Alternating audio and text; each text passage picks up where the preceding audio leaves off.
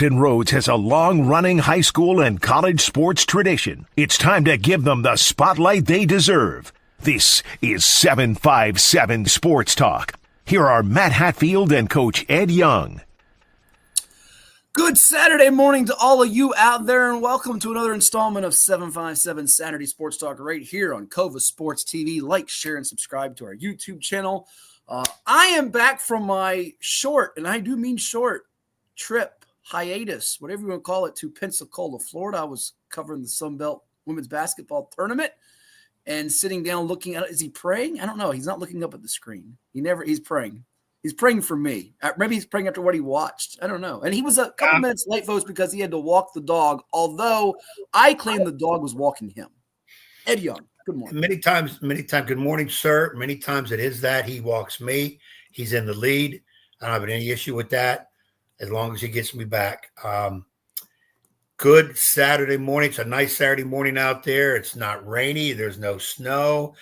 A little on the windy side. It's beautiful, beautiful spring day in this first day of the rest of our lives for us who did awaken today. And whole lot to talk about. I'll say it. Jam-packed show. One thing, though, people, let me apologize. Let me be the one to apologize. What are you apologizing for? I did not approve of the opening. What's wrong? You don't need another hero. We got you. You're the hero. I this to people through the week. Every once in a while, I send out on Facebook some of the things I have to put up with this nut job here. And I've gotten a lot of response back. People say I'm being blessed.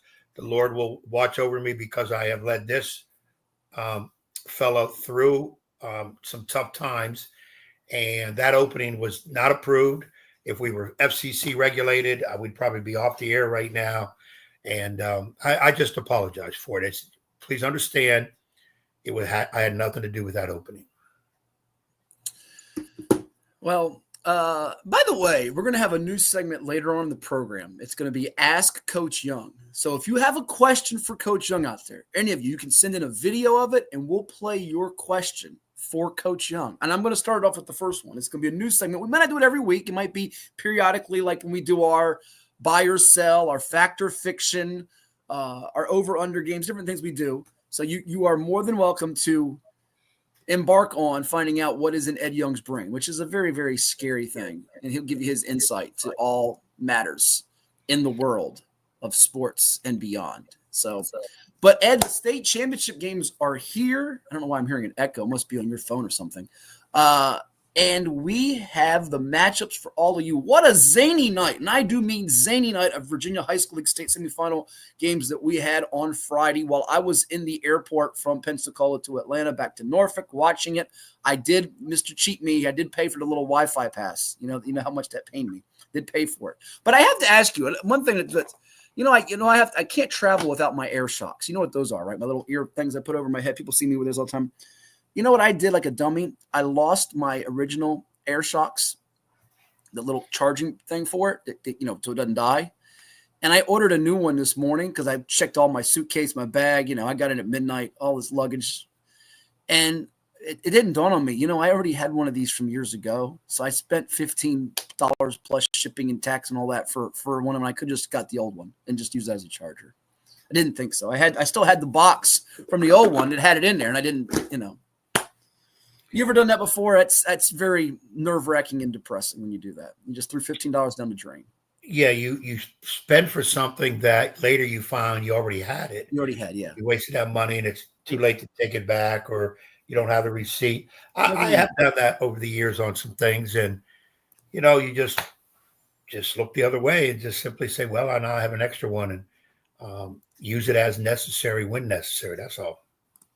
We've got a jam-packed show of guests, including you see on the screen here, our first guest coming up in about 8-10 minutes or so. He's the head basketball coach of the reigning Class 6 state champion South Lake Seahawks, who will be playing another guest we have later on the show. We have some outside the 757 guests, and you say, well, isn't this 757 Saturday Sports Talk? Well, yes, it is, but a lot of times those teams will beat the 757 teams or vice versa, or they'll be getting ready to play a 757 team. So we've got Mike Desmond of South Lake's coming on the show. We've got, congrats to him getting back to the title game. We got Doug Craig, who you watched last night in Chesapeake. They beat Oscar Smith, knocked out the Tigers. He's coming on the show 11 o'clock. We got Greg Maynard of the Albemarle Patriots, who are playing Green Run in the state finals at VCU. How bad were our picks? I've been gloating and bragging about hitting 90% almost in the state playoffs and regional playoffs. My picks were miserable yesterday because there were a lot of results that nobody saw coming. They can claim they did, lying through their teeth or tooth. Or if they're toothless, they're just lying through their mouth, I guess. So we also have coming up on the show some playbacks from the winning coach of last night's Class 5 state semifinal that you took in Virginia Beach. And you were busy because you went from one venue to another, as we'll show the brackets and go through some of the scores here momentarily. So, yeah, pretty crazy stuff that took place on Friday night across the 757 and beyond, huh? Yeah, I elected to see Smith Woodson. Kind of just thought it might be a closer game than the others. Plus, I've only seen Woodson play once, and they beat Kings Fork, and I wanted to see them again because I thought it'd be a contrast in style. Hey, Gene is chiming in from, I think, North Carolina. You love Gene Jones. And John Huffman chiming in. And I know some people in the 757 will not like that, but I mean, I don't know if someone's out-coached as much as Doug Craig's a darn good coach. Let's just say that. People always want to use out-coached and outplayed, and I'm going to give a quick little thing for you to do. People are beating up Woodside and Northside today. Listen, Woodside and Northside, tip your hat to them. Back-to-back state championships is hard to do. Let's give credit to Green Run and Spotswood. I did this last night on Twitter. They knocked off two-time defending state champs that were expected to go get a three-peat, which is not easy. And they're not chops liver. They're very good programs with really good coaches. So Chad Edwards at Spotswood, Kenneth Harris at Green Run, they're not newbies at this. They've been there before. This might be new to you, or it might be new to us, but it ain't new to them. All right? I mean, come on. And DeCarlos Greyhound says, shout out to Coach Harris. Go ahead. Yeah, again, watching Smith Woodson, it was a good coaching matchup as well as player matchup. And I'm not, John, I understand what you're saying, and I'm hoping maybe you're a Oscar Smith fan and you're just maybe a little upset. And everybody's entitled to their opinion. Morning, Dan. Doug's game plan was well suited for what Oscar Smith does. And Oscar Smith, I've seen play 4 or 5 times this year, didn't make enough shots that they normally make. And Woodson kept the game down low. Woodson did not hold the ball. Somebody asked me last night, because I drove from Smith all the way over to Ocean Lakes, which seemed like 2 time zones, because I was some ungodly backwoods. 2 time zones? Yeah, it was a long time to get there from. Did you use the GPS, or did you just go off your head? No, I had to use GPS because there's no way I would have found the route they gave me. There's no way. I didn't even know that land existed. But I got there. I got there late third quarter, but I figured I would be anyways because Smith Woodson started at 6. The Green Run game, I think, started around 7:30-ish. So I knew I was going to be late. But anyways, the Smith Woodson game was good to watch in terms of the matchup of the coaches. And LeVar did some good things. It's just a situation where they didn't do what they normally do. And I'm going to put a lot of that on Doug Craig at Woodson. And, we're going to talk about John Marshall. Just keep going. Well, the comments will roll. Just keep going. I know you react. We will see that Woodson hadn't executed a well game plan, and Smith didn't hit the shots. So I'm not going to sit here and say Coach Griffin got outcoached. We go Green Run and Woodside. I only can talk about second half. By the way, which atmosphere was better, real quick? Because you were at both gyms. Which atmosphere? Green Run. Ocean Lakes was more packed than Smith Gym was. By the way, that's also helped by the fact there's 2 games as opposed to 1. So you got a little bit of a beach crowd left over from Princess Anne girls beating Menchville, which was a good game, by the way. Menchville was up at halftime and into the third quarter until PA hit a run. So that probably helped with a little more of a flow afterwards. Yeah. Right. And much more crowded and much more excitement in the gym. And from what I saw, again, great game plan for Kenny Harris and Green Run. And Woodside missed shots that I have not seen them miss much this year. And Woodside, Stephon Welsh, I think, did an excellent coaching job this year. I've seen him play 4 or 5 times. think he did an excellent job. And young team. He got out of some tough situations. The Nansemond River game was extremely tough for them to come back from. And they really weren't putting the points in the last few games that they normally do. And it caught them this time against a good Green Run team. So, yes, we could talk about people getting out coached and whatever. As you get deep in this type of the season, state tournament, you're going to see I hope you see some good coaching. That's why they're here. Hey, Melvin saw what I saw as I was on the plane getting ready to fly over. They saw you walking in the door, standing room only. Yeah, I got there late, and instead of trying to fire up and find a seat, I was okay right where I was at. I could see the action. You snooze, you lose. You get there late. Nobody saved me a seat. I'm okay with that. I can stand. And I had a seat. Behind the benches, right behind the scores table at the Smith game. So it was no issue there. Yeah. Well, we're going to take a quick time out because coming up in just a moment, we have the head basketball coach of the reigning Class 6 state champion South Lake Seahawks. You see the bracket. We'll dig into it. A couple of 7-5-7 teams went down, and Northern Virginia had the power on Friday night in the highest classification. That's Class 6. It'll be South Lake's taking on CG Woodson, a rematch of the season opener. And by the way, that Virginia Preps Basketball Classic, do you know, Ed, the last 3 teams of the games you and Jack Lowe broadcasted on CoVA Sports TV, Verona beating Catholic, South Lakes beating Maury, coming from a halftime deficit down, and Green Run at the time handing Oscar Smith its first loss. All 3 teams that won, all going for championships in the highest classifications. Wouldn't you know that? Pretty ironic, isn't it? Class 6 with South Lakes, Green Run in Class 5, and Verona in Class 4. Now, of course, they all have tricky matchups because Woodson's mighty good. So too is Albemarle, really well coached as well with 600-plus wins, and Greg Maynard. And Atlee, who we had on last week, Raleigh Axel's got a really good team. So we'll dig into all the championship games, but we'll take a time out and come back with Mike Desmond right here on CoVA Sports TV after we hear a quick word from some of the sponsors that make it possible for us to stream with all of you each and every week on CoVA Sports TV. Back in a bit. Did you know that the minimum limits in Virginia are $30,000? $30,000 is a lot of money on an individual basis, but if you're involved in a personal injury matter, that's not enough. Here at Williams-Deloitte, we're happy to provide a consultation on the amount of coverage you have in your vehicle. It can be confusing. Not many people understand it. You know you need to have it, but do you have enough? Give us a call today at 757-547-5555 so we can help you prepare in the case of an automobile accident or any other personal injury matter that you or your family may find yourself in.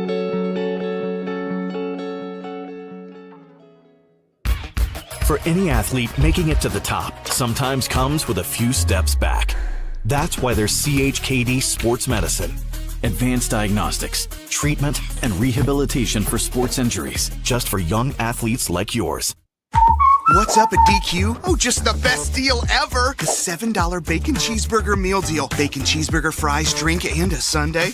No time to be modest. It's all full size for just $7. Right now at DQ. Happy tastes good. Well, it's everybody's favorite time of year again. Time to prepare to make your annual donation to that infernal revenue service. And if you're like me, you need help. Help to keep that donation as small as possible. So get off your W-2 and call John Maynard at John's Tax Service. 455-6763.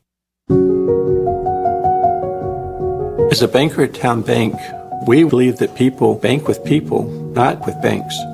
You're looking for an actual personal relationship, and that's what you get at our bank. You get that person that gets to know you, gets to know your business, is there for you. I think that is what motivates us, what drives us. And the idea that we are trying to serve others and enrich lives, I think is very true.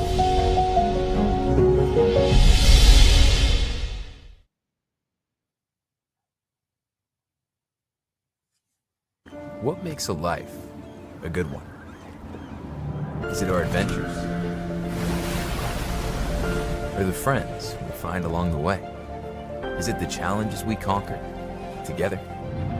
Maybe it's the people's lives we touch every single day. So, what makes a life a good one? You'll have to figure that one out for yourself. After more than 50 years of innovation, AstroTurf still leads the way. The inventor of artificial turf does it all, right here in the USA. We engineer, test, manufacture, and install the world's most innovative fibers and turf technologies. with over 30,000 tracks and fields worldwide. AstroTurf, powered by Sport Group.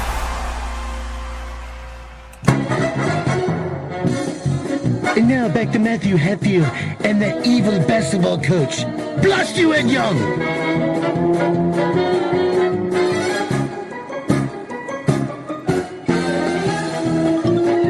And we welcome you back to 757 Saturday Sports Talk. I am Matt Hatfield. I am joined by the Eagle basketball coach, Ed Young. And also we have with us the reigning state champion coach of the South Lake Seahawks Class 6, Mike Desmond. His team a winner on Friday night over the Lansdowne Eagles 56-50 as he's going back to the title game. Coach, good morning. Congratulations. Thanks for joining us. And we hope you're feeling better because from all reports, it sounds like you were on your deathbed on Monday or Tuesday, and somehow, some way you've gotten alive here to join us on the program. So thank you for spending some time with us. Thank you for having me. It's great to be on the show. It's great to get back down to VCU. And yes, it was not over exaggerated. I wasn't in the best shape. I know I caught some grief from some people about, suck it up and go be tough. But I think the tougher decision was not to be around my kids, not to get someone who actually has to play the game sick. And, shout out to Damon Johnson, who once again did just an excellent job coaching for me. I had the towel around my face and I'm telling, Damon, hey, let's do this. And then using his voice to echo my thoughts. He does a great job coaching, but Tuesday night, there were a couple times where I stood up to cuss out Merrick or Mackay and almost fell over and I had to grab Damon. So he was not just a coaching support, but an actual physical support. So I didn't fall and hit the ground. Yeah. I want to get into some of those key guys like, Merrick Reelstone, who's one of Ed's favorites, got a chance to call your game in our Virginia Preps Classic against Maury. Of course, you got the Michigan State recruit in Jordan Scott and many others on your team. But we have to begin, Coach, with you came on our show, or at least some comments to our show, I think last summer about you needed to have Ed Young crowd surf if you came down and played in the Classic and won. Now, you came down and won.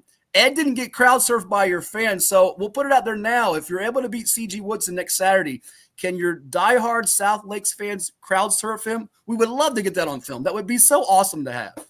I think if somehow we figure out how to beat Woodson, anything's possible. So my kids in the crowd could probably figure out how to get Ed up in the crowd surfing. I like it. There we go. See, Mike, first of all, Mike, congrats. And last on the win, getting back into the championship game.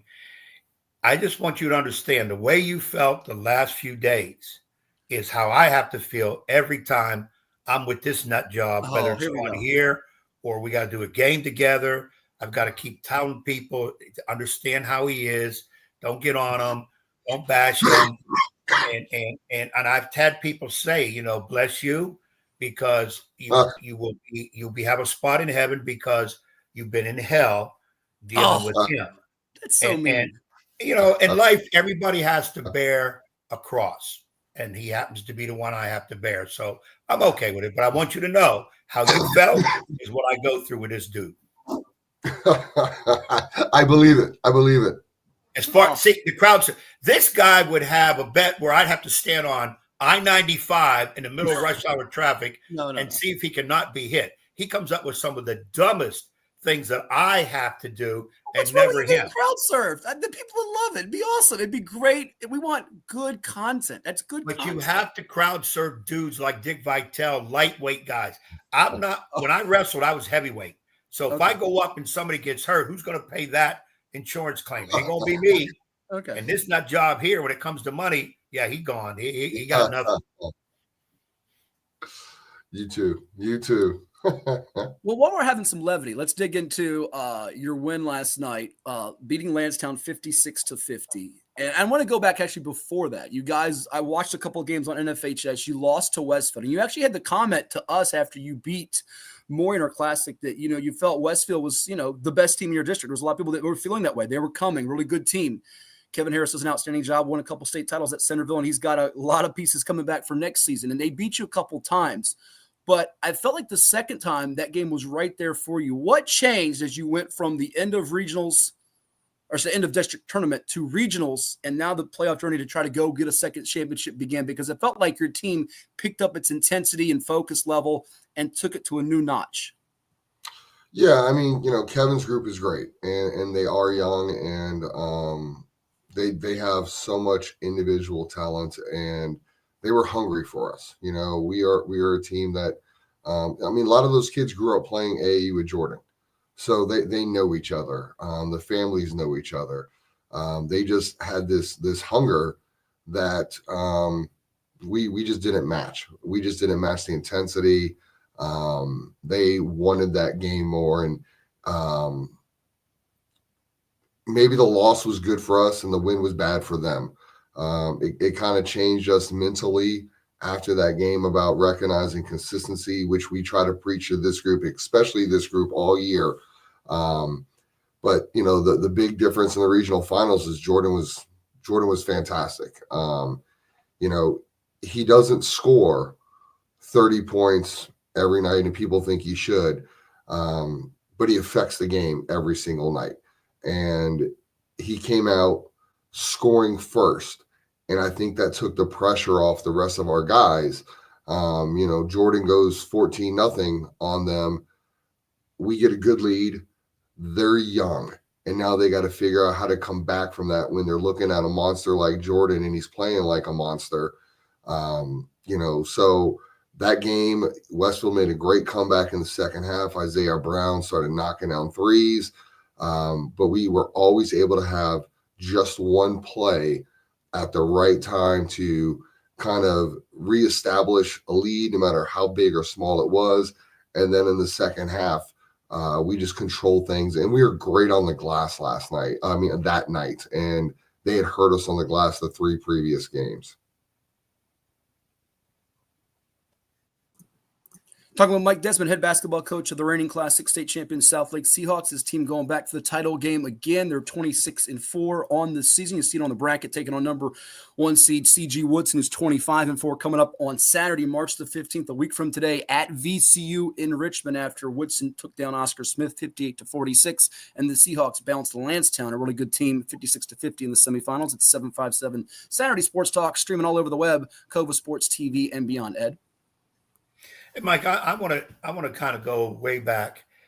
You win the state title last year, and you're coaching a great one in Jordan Scott, a kid that, all American status, Division I commit, Michigan State. I got to ask you for the people that are listening, how is it to coach a kid with that type of notoriety, and then you've got to play him into the rest of your squad? And I've seen your squad play. You've got some other really good kids. The tall,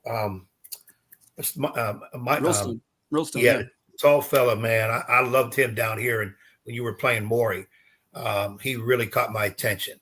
But how is it when you coach somebody like Jordan, and then you got to incorporate him into your team stuff, what Mike Desmond needs to be done, but at the same time allow him to be who he is with the notoriety that he has? Kind of give us that dynamic.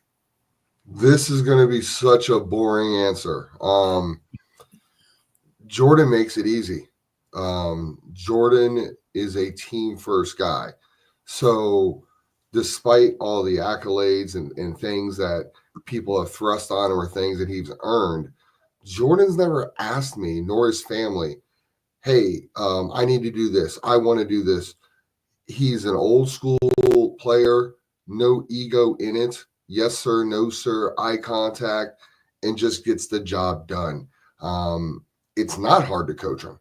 It's been harder to coach other guys with way less talent, way less notoriety, because they want to be more than what they just need to be.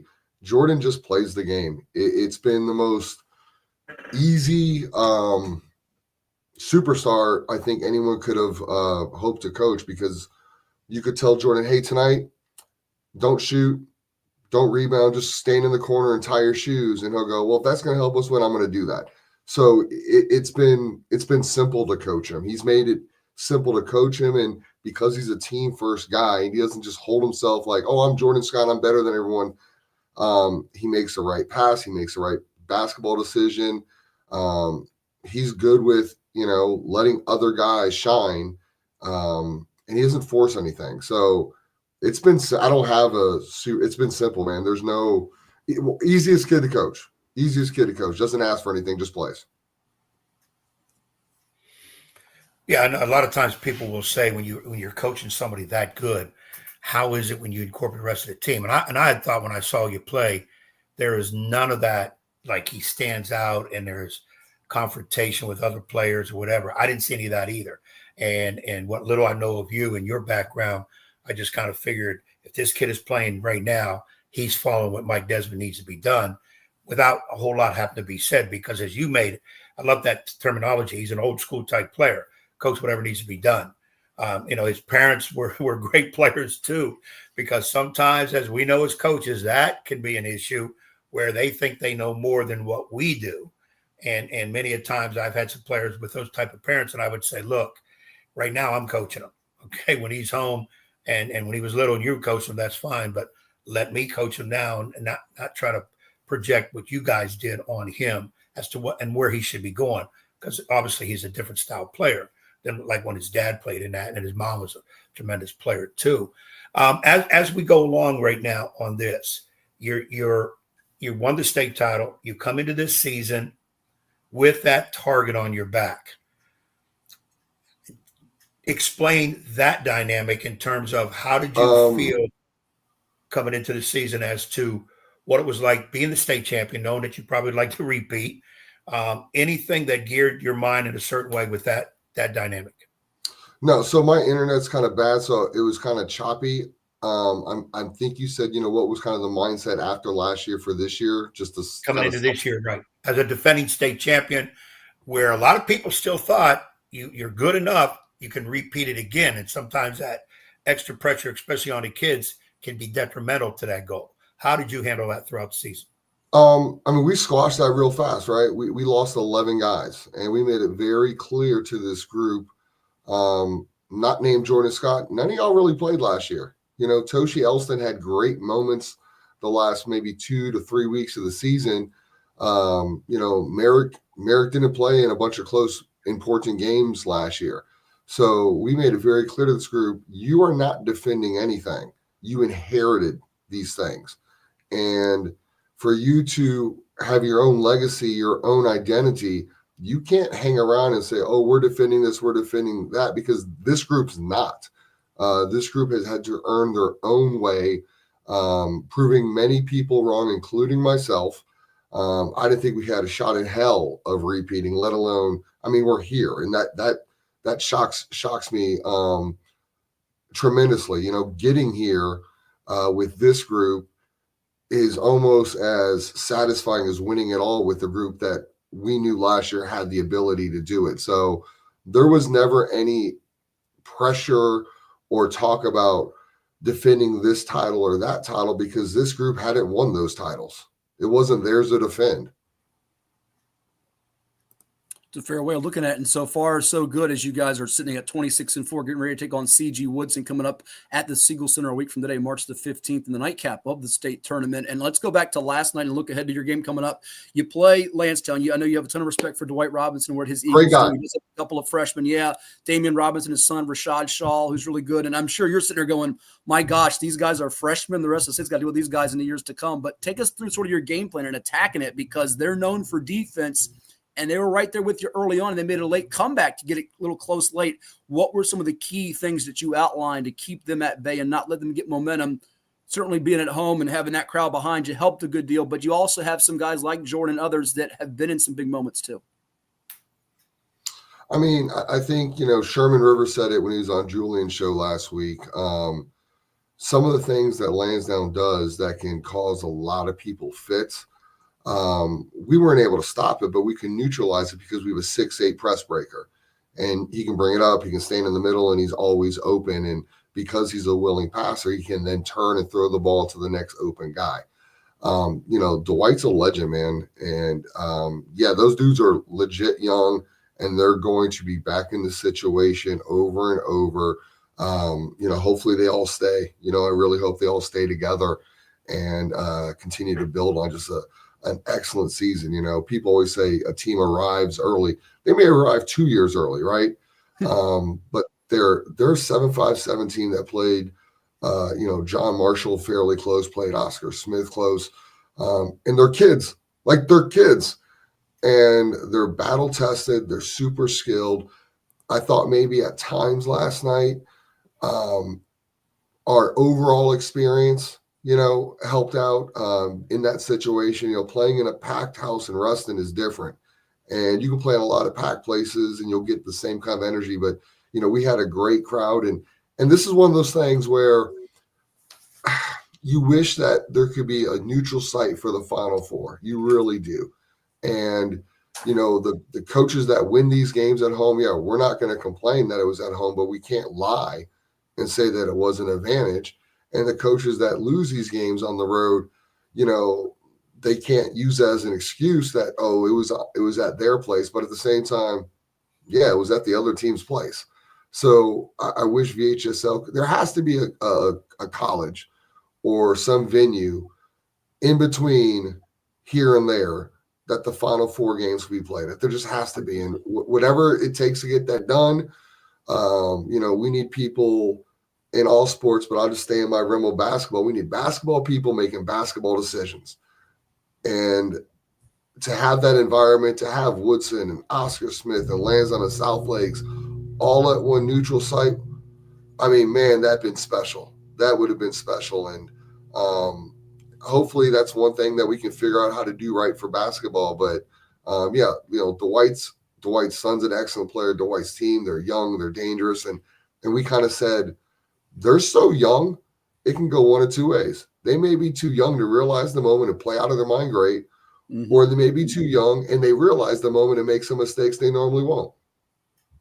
You hit on a lot of good things there, Coach, because you're bringing up something. We got Doug Craig in the next hour of the show coming on, and he had to go down to the 7-5-7, 4+ hours like Lance had to go up there. Ed and I agree with you totally that whether it's you hosting or someone else hosting, they're going to talk about it in Class 5. Woodside having to play Green Run, though it's the same area code. They had to go across the water. We love for it all to be in one spot where we can see all the games. It'd be great for the kids to have that special atmosphere. And you also did something that Ed talked about. I want Ed to jump in here with it when we made our picks last week. And I'll admit, I got wrong. I thought Smith would get Woodson by a smidge. Thought Woodson could win just because of that home court edge, and it could. They were known for their third quarters. I picked you guys over Lancetown and had you guys over Smith in the final. But, Ed, you talked about it. The big thing you thought was the length of Jordan and Merrick at 6'7", 6'8", as ability to be playmakers, score or distribute, could affect Lancetown in a close game. But these four teams, just like a lot of the divisions, outside of John Marshall, was the king of Class 2, but Class 6, Class 5, Class 4, a lot of these four teams, you're so evenly matched, and it'd be so great for the fans in the sport to have it in one venue.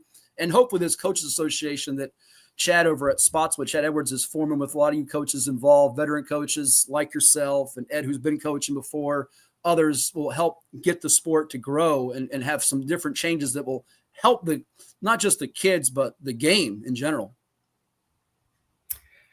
Well, Mike, you kind of hit on a nerve. There's been a lot of talk. I do that. Social media, people complaining left and right. And I try to stay out of it unless I get asked, but I had to jump in on a couple of things on Facebook because people are so all over the place. You still got a ton of people who say, why the hell can't we go back to single A, double A, triple A?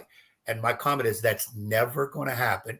Me personally, I don't want it to happen if it's not going to happen with football. Now, I've already been told it will never happen with football. Then, okay, then why are the other sports going to change? 6 champions is not watered down. I'll go to 5. I'll go to 4. Okay, I don't have a problem with that. 4 would be a good number. 4 would be a good number. Yeah. Yeah, but here, if I'm the czar of basketball in the state of Virginia, here's what I think.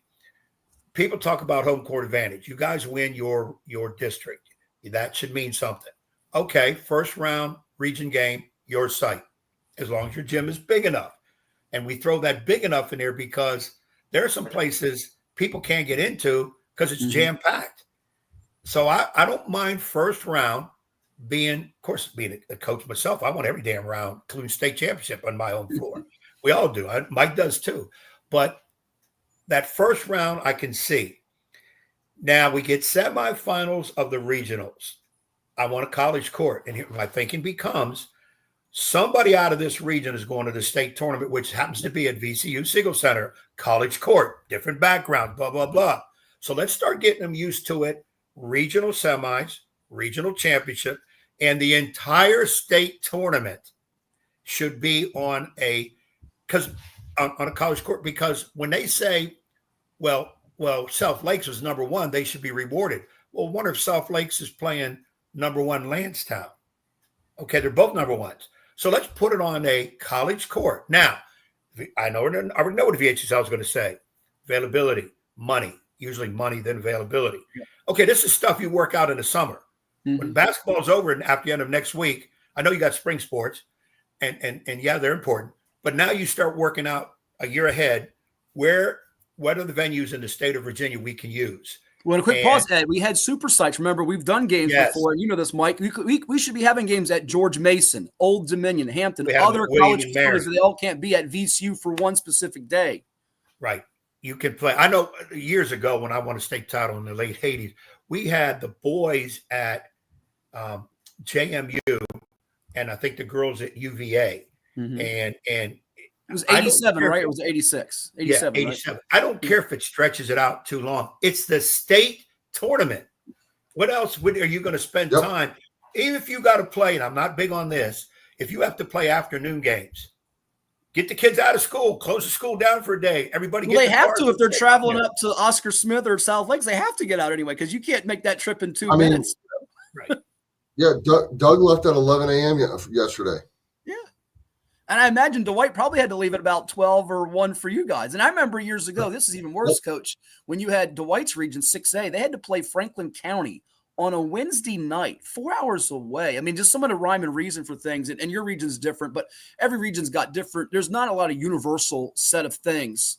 That's also bothers me. You might be in class 6, someone's in class 5, and one region does it one way or less games. The other region has this way. So it can be viewed as a competitive advantage or disadvantage for whoever it is, regardless of what area code they're from. Yeah. Yeah, I just think it's important to make the state tournament stand out. Let those kids have an experience of state tournament. Playing on your home court in a state tournament, that to me is no state experience at all. It's just another home game. Mm-hmm. So get them to I know it costs money and all that too, but again, state tournament we're talking about. This is what you go all out for.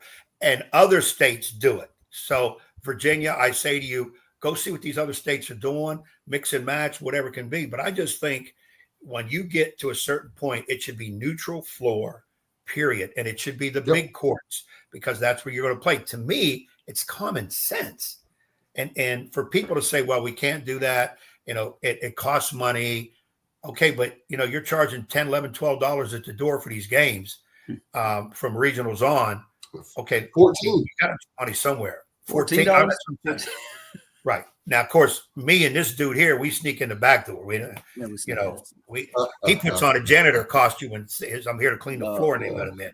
But no, it really needs to be highlighted because it needs to be a state tournament experience, not a one-game situation. You guys are going to the state again, and, that'll be a state experience. But previous for this year, it isn't. That's just me.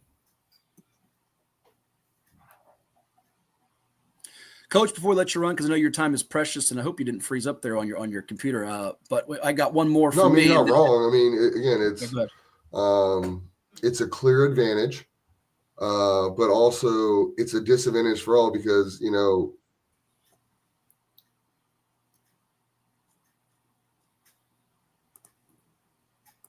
Coach, did we lose you? I think I think you froze up there for a second. We'll see if we can reconnect with Mike Desmond. Am I back? Yeah, we got you. Yeah, we lost you for a second. You were talking about. Go ahead and continue on with your point there. You were having some connectivity issues. Yeah, go ahead. You were making a comment. Go ahead. Can y'all hear me? Yeah, we got you. Your internet was lagging. We got you now. Go ahead. You were commenting about the whole logistics of things. If you can, go ahead.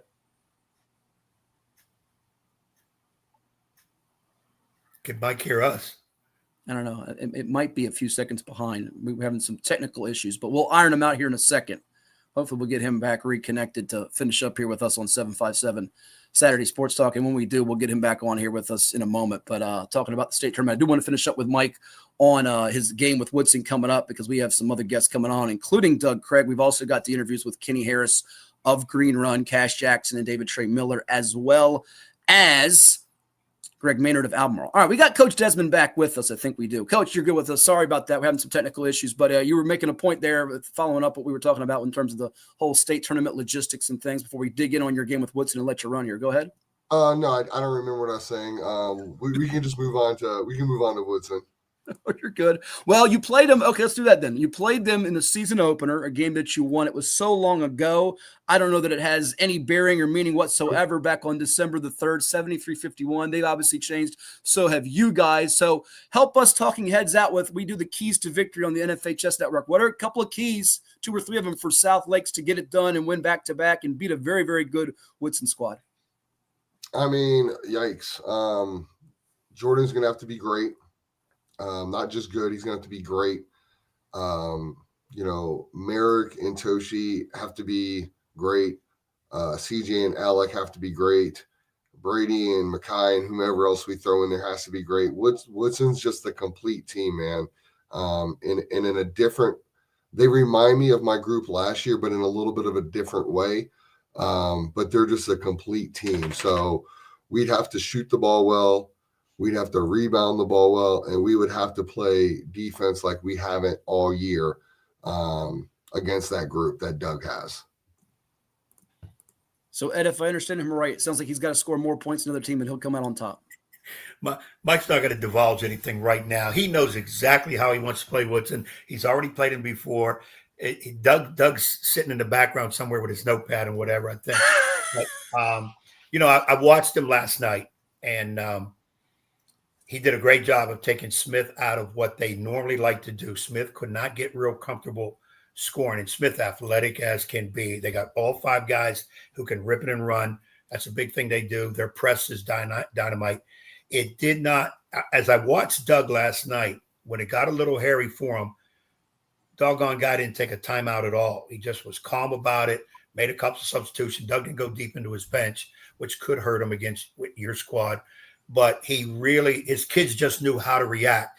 And Chilton, the point guard, who I love to death, he picked that second foul up in the second quarter, had to come out, obviously. And I said, this is where Smith smells blood in the water. It's going to be trouble. And they were able to withstand what Smith threw at them and just held out. The kids they did what I know they can do. They don't panic. They don't give you the ball at will. You're going to have to earn it. And they make you uneasy in what you want to do. And again, when we talk to Doug coming up again, I'm going to say, when I watch Mike's team play against Maury, you got a lot of weapons out there. You can put your finger in this hole and stop that leak, but there's another one back here and you only have so many fingers. So what are you going to do? It's going to be a great matchup. I hope I have the pleasure of announcing it, because I'll have something to say about both coaches, let alone the kids on the floor. And I'm just glad I'm not going against either one of you, because, me, when I'm coaching, I'm trying to get W's. I don't want none of those L's. And this year's been great for me because I ain't lost a game yet. I'm like 37-0. It's a great year for me. No, you've been to more than 37 games, by the way. He's been to like twice as many as me, Mike, because I have to watch a lot of them because I'm doing broadcasting for ODU. He's been to like 3 games a night. I've learned.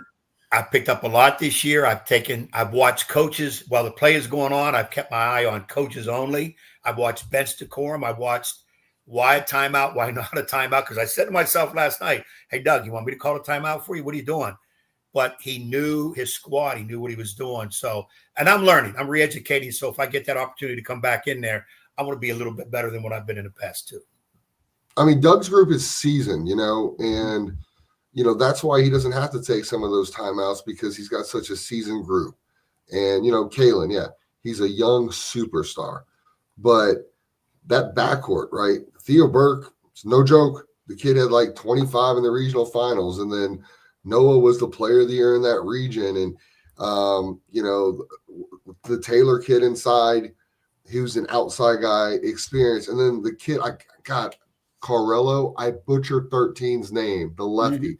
But that dude is unsung hero for him, and people don't talk about him and Taylor enough because the big three get all the headlines. But 13, man, the lefty, he can knock down shots, he can put the ball on the deck, and if you're not on point, that dude can put up a sneaky 20 on you. And again, you have this great backcourt of Kalen and Theo where, you know, they're star players. And again, Noah's a huge X factor because when Noah's great. You know, and the kid Morgan off the bench, right? Long, athletic, shot blocker, scorer. But when you have a team, and I watched Doug's game already twice now. When it's getting chaotic and turnovers are happening, a lesser team without that kind of mental fortitude that Woodson has, they were going to crumble. But they didn't. They didn't react. They turn it over, next play. They turn it over, next play, let's go get our own turnover. And you just have this seasoned group.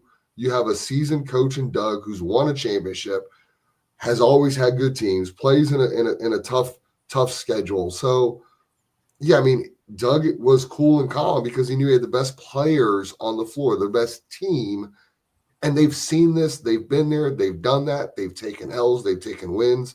Again, they're a complete team. They're dangerous for anybody. Well, Coach, it should be a fun one next Saturday night. We're looking forward to it at the Siegel Center in Richmond. 26-4 South Lakes, 25-4 CG Woodson. Winner takes the state championship for 2024-2025 high school hoops in Class 6 Virginia High School League. Always a pleasure, my friend. We look forward to seeing you next week. And go get those guys ready there at South Lakes, the rowdy crowd base, so we can possibly crowd surf Ed. I might tell Doug to crowd surf if they win. Too. I just want to see Ed get crowd surf, regardless of who wins. That's all I care. Look, we'll get them to crowd surf and tell Doug I said go get a haircut, man. Tell him I said get a haircut. Yeah, no, I got to get on him too because when I saw him, first time I saw him in the season, he had a good, well-kept beard, whatever. Now it's James Harden. I said, I wanted to say to him, you know, you and I could be tag team partners for the WWE, right? Because he looks like one of those pro wrestlers. So, you know, you got the good shave, clean look. We know who you are. Doug is in hiding with the beard and everything and whatever else, and he's all over the place. But yeah, WWE needs to call on him. I already got his nickname too, the Beast. The Beast. He would be perfect. You know, that reminds me for our audience to let you go. You have Jordan Scott, whose nickname is Fuzzy. Are you allowed to divulge what his nickname is Fuzzy for the audience out there? Sure. His going into his freshman year, you know, he comes to one of the workouts and there's this skinny little dude standing over on the side stretching, and his hair's all over the place. I think he has some fuzz on him, and I don't know. I mean, it looked like a little fuzzball. So I saw calling him Fuzzy. Ironically, when Christy found out, it brought her to tears because that was her nickname from her father years ago. Really? And it was never discussed. It just happened. And yeah, Fuzzy, it just stuck, man. Fuzzy's Fuzzy. There you go. So we'll see Fuzzy and the Seahawks take on Doug and the Cavaliers. The Beast. The Beast and the Cavaliers. There you go. Fuzzy versus the Beast. It'll be fun next Saturday night. Always a pleasure, Mike. Good luck to you and your guys, and we'll talk next week. Thanks, guys. See you up there, Mike. Good luck to you. Thank you. Head basketball coach Mike Desmond with us here on 757 Saturday Sports Talk on CoVA Sports TV. We got Doug Craig around the corner, but when we come back, you're going to hear from some of those Green Run Stallions, victorious over the Woodside Wolverines. Kenneth Harris, Kass Jackson, and Trey Miller all caught up with Jack Lowe. It's coming your way right here on 757 Saturday Sports Talk on CoVA Sports TV. We want to know what's the best state championship game next week. We'll show it on the screen here as we go to break, Ed. You got South Lakes and CG Woodson. You got Green Run and Albemarle. You got Verina and Atlee. You got Hopewell and Spotswood. You have the Men of Marshall, John Marshall. Got a neat stat on them coming up. And the Graham G-Men, Ed called that one. And the Franklin Broncos. How about Robbie Cutchins, who came on last week, just like Robbie Axel? They did not get jinxed. Both Axel and his Raiders won. Cutchins and his Broncos won. They're taking on the Georgia with Bulldogs. Plus, you have girls' title games that we'll dive into on with you all, too. Coming up, we'll show you those 6 as well as we move along here on CoVA Sports TV and 757 Saturday Sports Talk. But let's hear a quick word from some of those that make it possible for us to stream with you right here. Stay tuned. What makes a life a good one? Is it our adventures? Or the friends we find along the way? Is it the challenges we conquer together? Maybe it's the people's lives we touch every single day. So, what makes a life a good one? You'll have to figure that one out for yourself. What is more? Is it more reps, more strength, more stamina? We say it's all of that, but it's greater than just what's in the mirror. It's about improving your mental and physical health. More is a feeling of achievement, fulfillment, confidence. It's looking better, feeling better, being better, and it's our mission to get you there. Because here, you are more. One Life Fitness.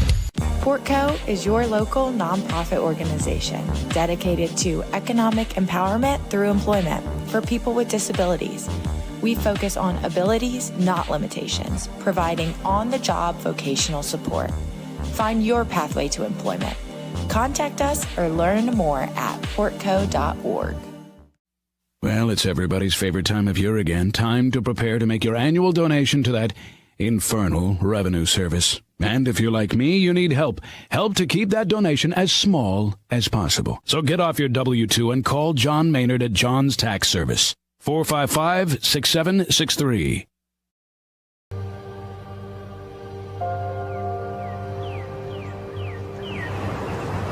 At Rush Soccer, our love of the game and the community we create doesn't stop when we leave the pitch or when the season ends. We are more than an individual player, team, club, or league. We are a truly global community of athletes, parents, coaches, professionals, and fans. We believe that youth sports and the pathway to a lifelong love of soccer have the power to form deep, meaningful connections that will fundamentally shape our players and those in our community. We believe that what we feel is the key to what we can achieve. Feel the pride. Feel the confidence. Feel the legacy. Feel the connection. Feel the trust. Feel the acceptance. Feel the purpose. Feel the difference. Feel the rush.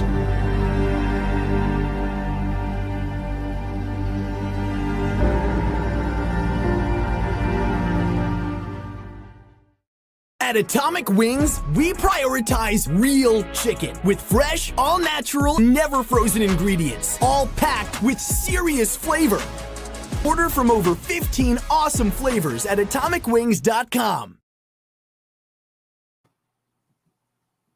We're back here on 757 Saturday Sports Talk on CoVA Sports TV. We teased it earlier. Our man Jack Lowe was able to catch up with Trey Miller of the Green Run Stallions, Kass Jackson, and Coach Kenneth Harris. Let's first hear from Big Trey, who was battling with Silas Barksdale last night in the state semifinals, right here on 757 Saturday Sports Talk on CoVA Sports TV. All right, talking with Trey Miller. Green Run upsets Woodside in the state semifinals. Just what does this mean to you and your team and the seniors on the team? I mean, it means a lot because obviously coming to high school, one of my main goals, a personal goal, was to win the state championship, and I know that was every senior goal on this team, every person on this team, get to win the state championship and at least get to one. So now that we're there, we got a chance. Yeah, and I got a name for you, Silas Barksdale. You had to go toe-to-toe with him. He's huge throughout this entire game. Just what's it like being in a matchup with him, standing toe-to-toe, and being able to win that matchup? Obviously, he's a great player. You see as he going to VCU next year. So I got to give a lot of respect to him, work hard. But, I mean, I just got to take that matchup personal. If they say we the matchup, then I got to go out there and try to win that matchup and do my best against them. Yeah, so I got to ask you, you're a student in high school. So you had to sit in school today, at least I think. What's it like sitting in, waiting for tonight all day long on a Friday, and then you finally get here? It was hard. Like, my heart was pounding, my adrenaline pumping the whole day. Obviously, everybody talking to me. I'm trying to zone it out and just lock in. And so it was kind of hard just sitting through school all day. Let's kind of ask your coach this. Talk about the culture of this team. You guys seem to love each other. You guys seem to play games with each other, played for each other. Talk about just the culture of this team and what it means. The culture of this team play together. Obviously, we've took tough losses together. Like last year when Elijah broke his leg, that hurt a lot. That hurt all of us, and we didn't have him for that matchup last year. So we knew we had to welcome him back this year, open arms. And Woodside's been there back-to-back. You guys finally get over the hump after losing them last year and in the regular season. They're such a respected dynasty in VHSL right now. What's it mean to knock a team like that off? It means a lot because obviously great team, but we think we can go toe-to-toe with any team in the state, and that's what we proved tonight. So now you got to wait a whole week, and then you got a single center up in Richmond at VCU. Just what's practice going to be like the next few days, prepping, just making sure you are absolutely dialed in for next week? I feel like practice going to be very mentally intense. Like we got to focus on what the other team does, what can we do, how to scheme against them, and how to execute. So that was Trey Miller of the Green Run Stallions, a winner 39-34 here on CoVA Sports TV and 757 Saturday Sports Talk.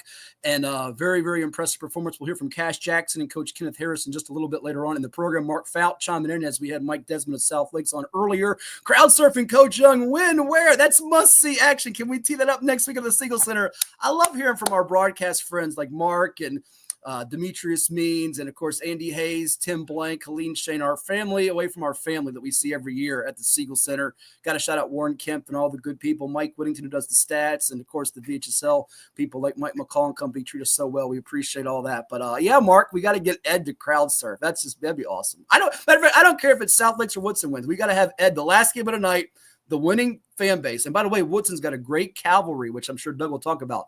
They can crowd surf you just as easily as the South Lakes fans. It would be just thrilling action after the team wins the championship. We go to the trophy presentation, and then we end the night with you getting crowd surfed. It would be beautiful. Just be beautiful. Yeah, I don't really see it happening. And yeah, Lynn, I think that's who I am.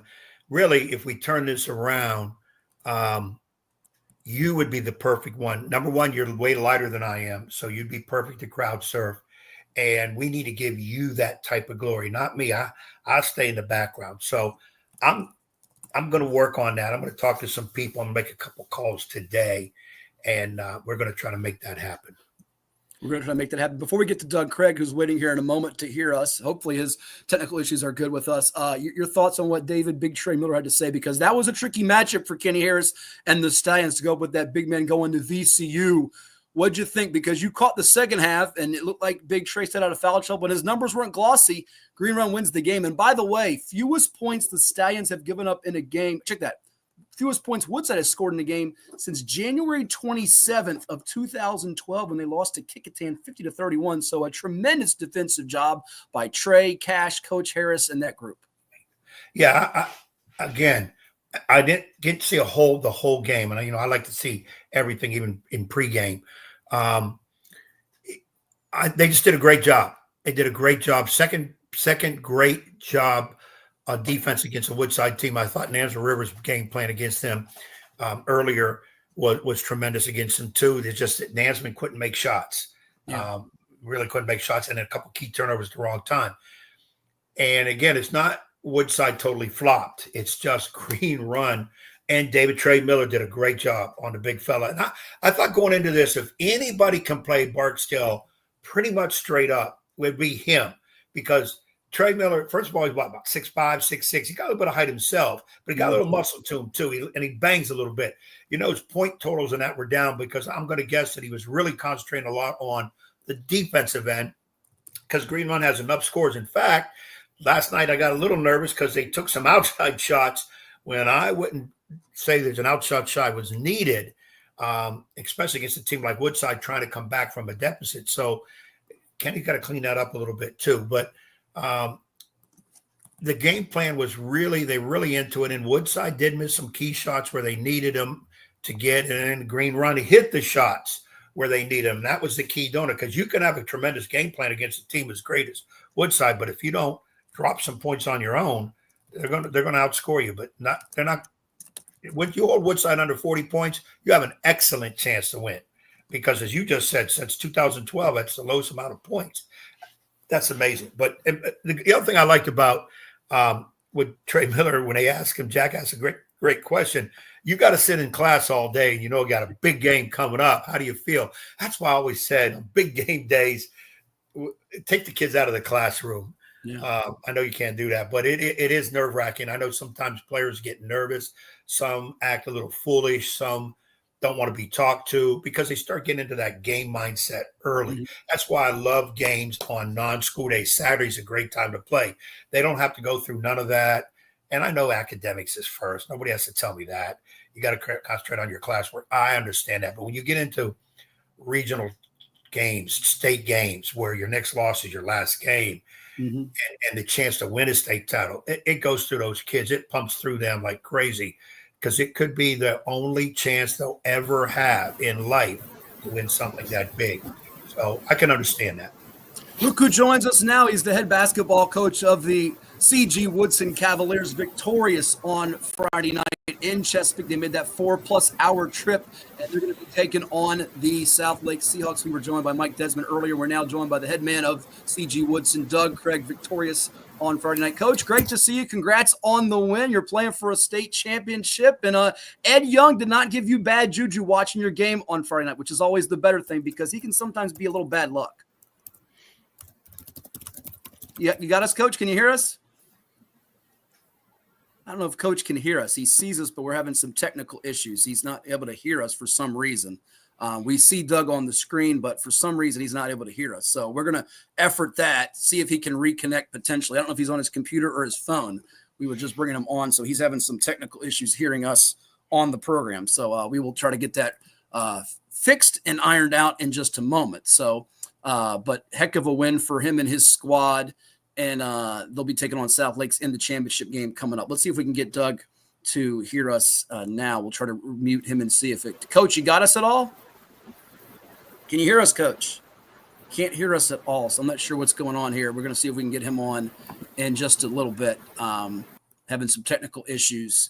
But, Ed, while we wait for that, Green Run and Albemarle will be taking each other on coming up on Thursday in the state championship. That's going to be in Class 5 coming up on Thursday. That's an interesting matchup. Two teams that we didn't expect to see each other in the final. No, I think, I'm one that said back in August, Woodside would probably be winning the third. Great chance to win third. Riverside had a heck of a year coming on strong, undefeated most of the year. You had said that would possibly be their opponent if things work out. Of course, you got to play the whole season out anyways. But we knew Green Run was going to be good. We both picked them to win the region they're in and would be there. I've seen them enough to say that, yes, coming in, I picked Woodside to beat Green Run, but I said to myself, too, Green Run has an excellent chance to beat them if they play a certain way, which they did. And Albemarle, again, Greg Maynard been there a long time, 600 wins. It's a long time. And they're another one of those teams that just does not beat themselves. They don't make a lot of dumb mistakes themselves. So you're going to have to beat them, not hope that they lose. You're going to have to beat them. So now that becomes the matchup, whereas we're thinking Woodside, Riverside would be the big matchup, the sexy matchup, so to speak. That's not it. But you have two teams that are hungry for a state championship. I've always said when you get to the state tournament, whoever's been there before has the advantage because you've been there before. You already know what all the prep is, everything going there. The bright lights don't mess you up. The big court doesn't mess you up. All the notoriety you're going to get, people coming at you. You already know all that. You can handle that. So these will be two teams that did not have that last year.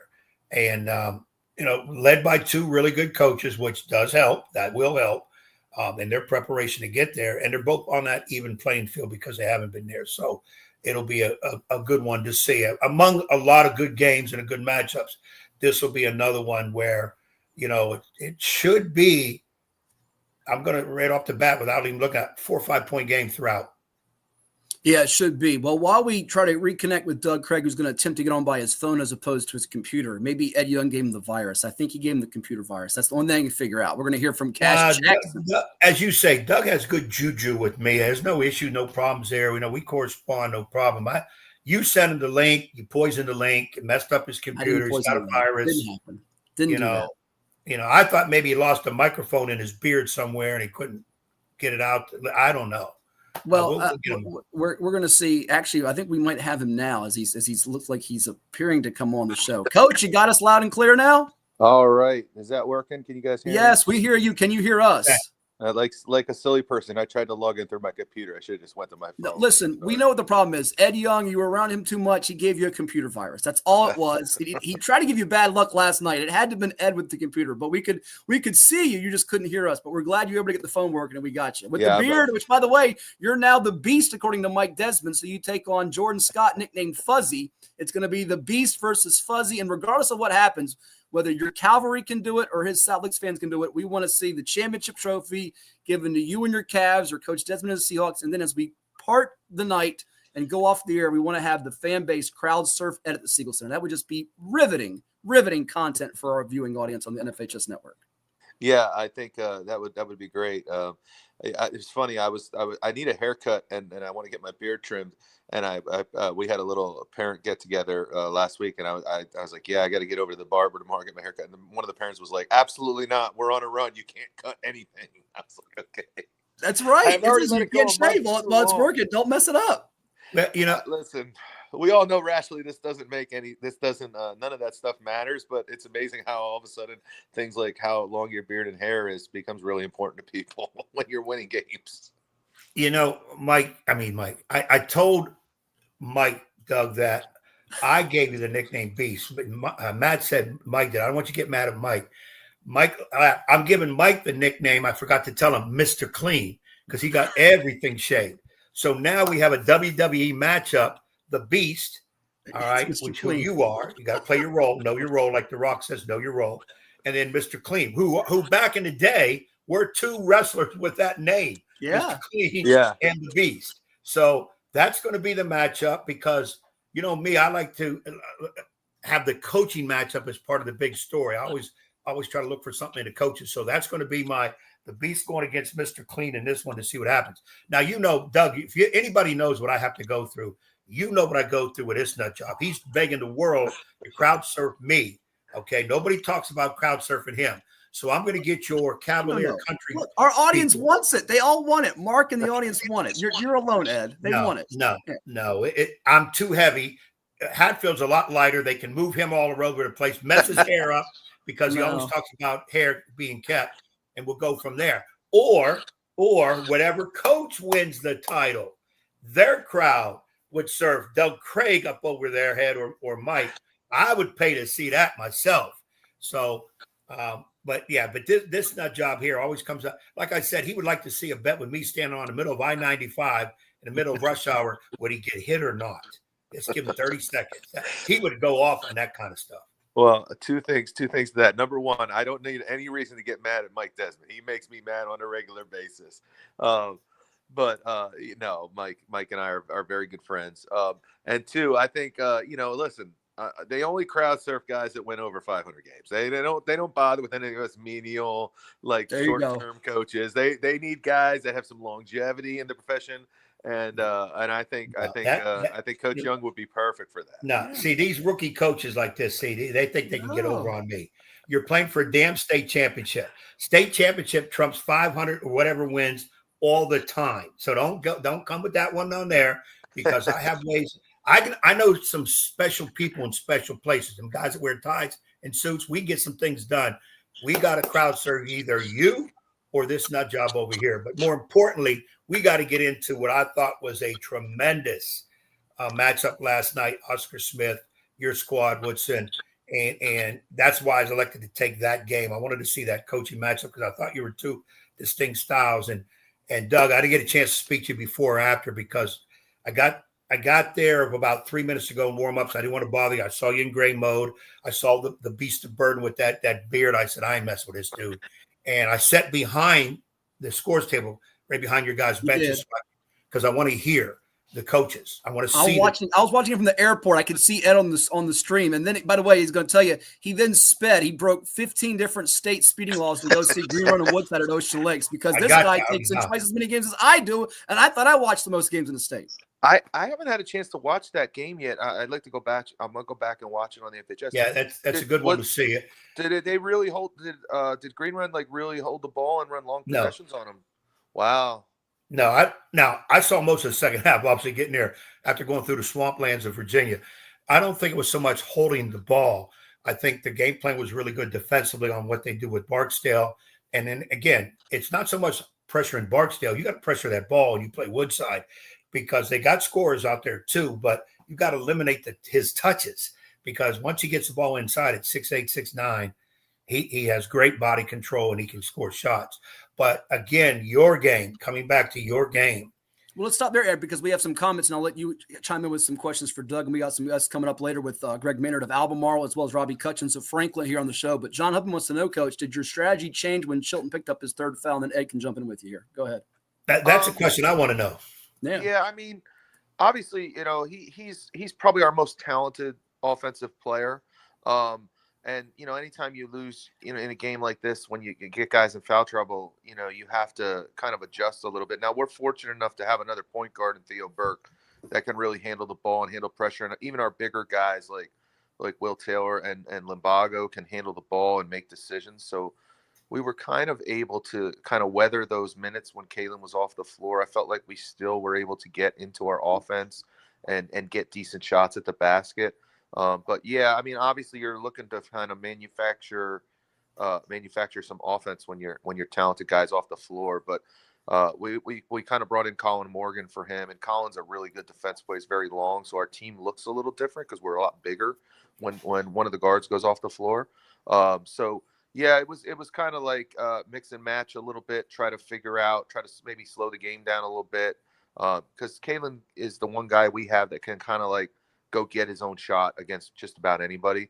And so we wanted to make sure we kind of, make sure the ball was in the right guy's hands, get good shots. One of the other things we thought about prior to the game was we knew that they were going to really pressure our guards and really get after us. And we knew that Will Taylor would be kind of like a natural pressure release all game long because he was going to have their big guy guarding them. And Will's such a good ball handler, passer, and decision maker that we were able to kind of use him to help facilitate our offense. Yeah, certainly some unsung heroes with Taylor and Corallo to go with your headliners in Chilton, Noah Limbago, Theo Burke, guys that are district, all region, all state level caliber players, player of the year in your district and region there. So it's a good mix of guys, which Coach Desmond was very high on, Ed. Well, and coming into and watching what happened into that game, Doug, I thought early Smith was able to get in the lane. And I know some things that we had talked about in the past, what they're good at is they come at you. I mean, they're great at rip and run. They don't throw outlet passes. They don't need to because guys can handle. And they'll coming at you and they'll, when you're getting turned around to play defense, they're laying it up at the rim. Yeah. And they were coming at you pretty good. Now, your interior defense was causing some missed shots. But they did enough to hang around. I thought when Chilton got that second foul, which I thought was kind of crazy on that foul, if I'm not mistaken, it was the one slap from behind or something where I didn't think the contact meant anything, not that, but it was called, so you got to deal with it.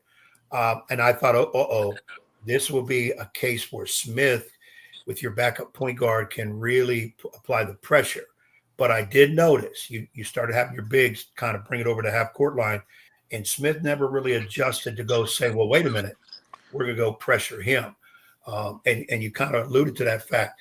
I thought the key was changing some defenses where in the second half, Smith could not, because they're notorious for third quarter shenanigans where they can really do some damage. And I thought you did your best work in that third quarter. What was your, even though I think you were up a couple at halftime, what was your halftime message to the kids? We felt like at halftime, we felt like, we have two keys on offense and two keys on defense for every game on the board. And we felt like at halftime, we were doing one of them really well. One of them we weren't doing very well. And two, we were just okay. And we were +3 at halftime. And we said that to the kids, like, listen, we're not even like really executing our game plan to a top level right now. And we're still +3. We felt like we could kind of, we felt like some of the shots they were making, they're going to get in the lane. They're athletic. I mean, 4, Hunter and the two guards are quick, and one's a really good player. They're going to get in the lane. They're going to make some tough shots. But we felt like, yeah, they were getting in the lane, but they were making tough shots. Like, these were contested shots.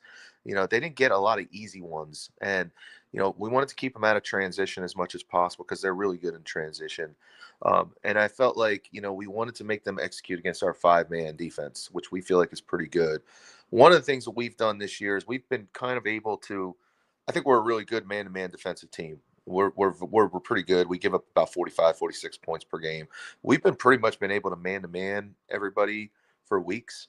But we've had zone defenses in all year long, and they're kind of holding them in our pocket for when we needed them.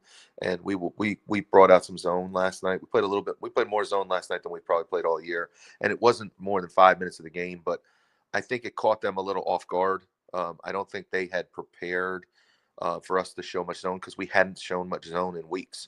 And we played a little 3-2 last night in the second quarter. In the third quarter, we went back to the 3-2. We did a little half court trap, which we were able to get a turnover on. So we kind of showed some things. We kind of had some stuff in our back pocket for them. We knew that, you know, I feel like if you can kind of cut off their transition and offensively make them play against 5-5, you know, I would describe Oscar Smith as like the most skilled team we've played against all year, but they're certainly athletic and the rebounding. I thought the thing we didn't do very well in the first half, we did not box out and we were not physical enough on the glass. That was an area we wanted to improve upon in the second half. So we felt like there were some things that we could make it difficult on them. And I thought like in the third quarter, I think we held them to 7 points in the third quarter. I felt like we switched defenses a couple times. We made a few adjustments in how we guarded them at halftime. I think it kind of threw them off a little bit. And I think in fairness to them, their point guard, number 3, I'm terrible with names, but Cam Walters. Cam Walters, yeah, yep. He's a really good player. I think he was he did not play against Colonial Forge Tuesday night. It didn't look like he was moving at 100% last night. And that's hard when your point guard is hurt. You know, it's tough. And you know, I think that you have to be truthful on that. Like, I don't know if he was at 100%. I think he gutted out, gave him what he could, but he clearly was not himself. And you know, that's a crappy thing in the state tournament to happen, to have an injury and a guy be limited. But unfortunately, that's part of it. And you just got to find a way. And I think we were able to kind of make them a little uncomfortable in that third quarter.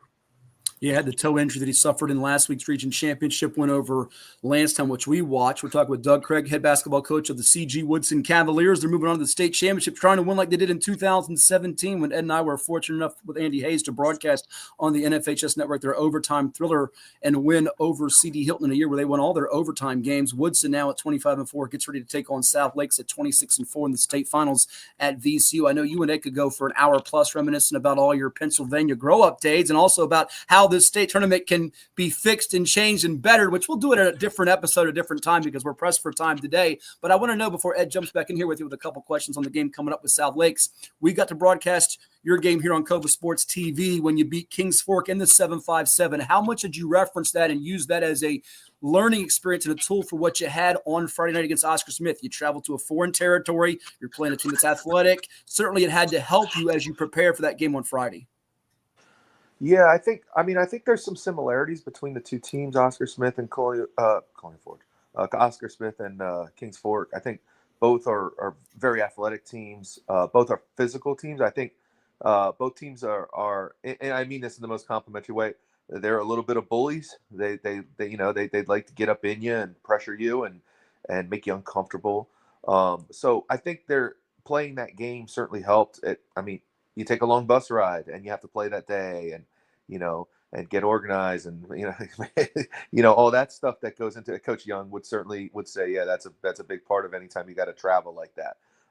So I think we were comfortable. I think we felt like, we did talk about that how the teams I felt were kind of similar type of teams, that we had played that style of basketball before. And I think one of the things that we felt like with Kings Fork that we did a good job was we didn't wait to react. We kind of hit them first, and we wanted to kind of do the same thing yesterday. We wanted to be first on everything. We knew that the crowd would be hostile. We knew that, we weren't, You never know what kind of whistle you're going to get on guys that have never seen you play before. And so we wanted to make sure that we were engaged from the start.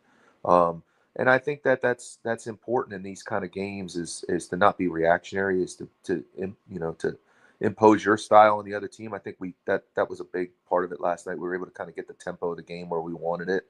And we're very comfortable playing that way. But yeah, I mean, we definitely talked about it. I mean, obviously Oscar Smith and Kingsport, they're not exactly the same team, but there are some similarities there, I think. Ed? No, I think Dougie hit right on it. They are very similar. When those two play each other, it's kind of a war because they do bully and they do try to intimidate you. I thought last night in watching, there was a couple times your kids actually got held, jerseys pulled, and your crowd noticed it because I happened to sit, I think, near your crowd, but the referees did, and it's kind of like we let them play, and then all of a sudden you see that, like I said, that wraparound foul that your point guard had, really, trying to steal it from behind. It didn't affect Oscar Smith at all. Nobody fell down, and then the whistle blows, and that's where you say to yourself, you're not seeing us play much, have you? Or you're allowed to grab jerseys here because up there we can't really. It would drive you crazy. No question, it would drive you crazy. And Matt's right. We could spend a heck of a lot of time on this, but we do have a little bit of time. I want you to, if you would, because your team really, you got some outstanding kids. Kind of, and now we talked about a few of them in game situation, but go ahead and mention some of these kids in terms of the year they're in and their names and some things they bring to the table for you guys. That way, some of our listeners, when they watch you all play next week, they'll have an idea of your kids. Yeah, I mean, Theo Burke, our one of our 2 point guards. We basically play 2 point guards. Theo, number one, is committed to play at York College in Pennsylvania next year. He's a senior, great kid, over a 4.0 GPA. Really good student, wonderful kid. His dad is our head soccer coach. He is a coach's kid. He's a gym rat, loves to play. I think he's one of the tougher guys that I've ever coached. I think, there's a lot of kids who talk about like they want the ball at the end of games and want to take the last shot. Theo's actually one of those kids who does. He's not afraid of the moment. And he's just kind of a tough, hard-nosed kid. He looks like he's 5-0, 100-0, but tough as a piece of leather. He's a tough kid. Chilton, everybody knows about. He's probably our most talented guy. He's got an offer from West Virginia as a sophomore. Very gifted scorer, great athlete, quick, strong, can really almost, I was telling this to Julian Brown on his podcast. Like, I think he's one of the guys in the tournament. I don't know how many there are. I mean, I know South Lakes has one too, but like, he's one of those kids that even if the other team has great defenders and a great defense, he can sometimes, if he's on his game, can still get 25 against really good competition. He's one of those kind of guys. He's only going to get better. He works really hard. Limbago, number 5, was the player of the year in our league, in our region. Kind of I always say he's kind of a Swiss Army knife kind of player. He rebounds, he plays defense. He had 6 assists last night, averages double figures. Even though he's 6'2", 6'3", he's a strong kid. He can handle the ball. And I think emotionally, he's kind of like our heartbeat. He's a very emotional player. I think he doesn't allow our guys to really ever take anything for granted because he plays so hard. Will Taylor's our starting center, big redheaded kid, 6'5", 6'6". He's going to play at Case Western Reserve in Ohio. He is one of the more cerebral players I've seen in quite some time. He's another kid with over a 4.0 GPA. He's got over a 1,500 on the SATs. Case Western Reserve is one of the best schools in the country. He's going to be playing there next year. They have a very good Division III program as well, so he'll be playing there. I think he's played really, really well in the playoffs. Kind of a different kind of big because he doesn't like dominate with his back to the basket, but he can handle the ball, he can pass, he can shoot it a little bit. He just seems like he's always in the right spot. Our 5th starter is Ryan Corallo. He's a junior, left-handed guard, can really shoot it. Did not have a great night shooting it last night, but I thought he was active and kind of kept them honest. He's a little scrappier, I think, and bigger than people realize. He's a little bigger, thicker kid than a lot of people. Very talented. He's been starting for us all year. We're going to have to lean on him a lot next year. But he kind of fits in with this group. He's a good cutter. He moves without the ball well. And then off the bench, we're basically playing 2 guys right now. Colin Morgan very athletic, longer player, great shot blocker, rebounder, scores around the basket, left-handed, and he's a little unorthodox, but he's a really, really good athlete. He's getting some college recruiting interest as well. He's got 3 or 4 schools talking to him about playing next year. And then David Gantimer, who was kind of quiet last night, wasn't a great night matchup-wise for him, but small guy, about 5'8", 5'9". He can just flat out shoot the ball. I mean, he can really shoot. So he's another guy that stretches out the floor for us when he's on the floor, because teams, especially the teams up here, know they can't leave him open. So it's almost like when he's on the floor, even if he's standing at 30 feet, they got to guard him and allow some of our other guys to play with a little more space. So we have some other guys who are rotational guys early in the year, but right now we're basically playing those 7. A few more minutes here with the Occoquan Region 6C champion coach Doug Craig of the CG Woodson Cavaliers, victorious on Friday night in Chesapeake over the Oscar Smith Tigers in the state semifinals. You see that score there, 58-46, after bouncing Westfield in the quarterfinals, 71-58. Got down 7 against a good team early and then put it on them in the second half. It is 757 Saturday Sports Talk here on CoVA Sports TV, as Woodson will be taking on South Lakes in the state championship game in Class 6 at VCU on March the 15th at 6:30. South Lakes trying to go for its second straight state title. Woodson trying to get its first since 2017. And coach, a rematch for you and your guys from the regular season opener, Ed, when they lost to South Lake 73-51, but both teams very different than 3 months ago, Coach Young. Yeah, Doug, that was going to get into that next. You played in the first game of the year, and you are different now. I know you don't want to divulge game plan. Mike didn't want to do it either. I think he's already watched 7 films. He said, it's Saturday morning for me. I'm watching cartoons after this, but I'm sure you'll be doing some film stuff too. But give us some little intel on South Lakes. Yeah, I'll be honest with you. I haven't watched any film on them yet today. Well, you had a long bus ride back. We didn't get back till like 12:30 last night. So Mike he played at home, so he was probably in his office watching the film after the game was over. But no, South Lake's great team, great program, obviously defending state champions. But they've been in the state tournament now, I think 3 or 4 years in a row. Mike does an excellent job. His staff, they're very well prepared, very professional staff. They will have a good game plan. They will execute their stuff. Personnel wise, obviously everybody knows Jordan Scott. I mean, I personally think he's the best public school player in the state, regardless of class. I think he's outstanding. Good size at 6'7", 6'8". Can really shoot it, can score it. Can get you for 30 if you're not careful.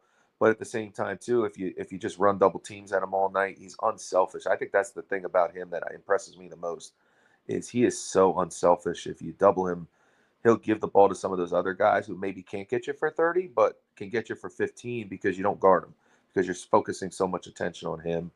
And I think he's not only have they made him be unselfish, he's a willing passer. And I think that makes him very dangerous to play against, because he's the most talented guy on the floor. He's the biggest guy on the floor. He's smart and he's unselfish. I mean, that's a pretty good combination in any book. But they have some other guys too that are really good players that, Jordan gets so much of the headlines, and rightly so. But Merrick Railstone is another kid like 6'6" who can handle the ball and pass and shoot. Very talented guy. I think he'll be a Division I player. They have other guys. Toshi, I forget what Toshi's last name is, but he's kind of like their glue guy. He just rebounds and moves without the basketball and plays defense.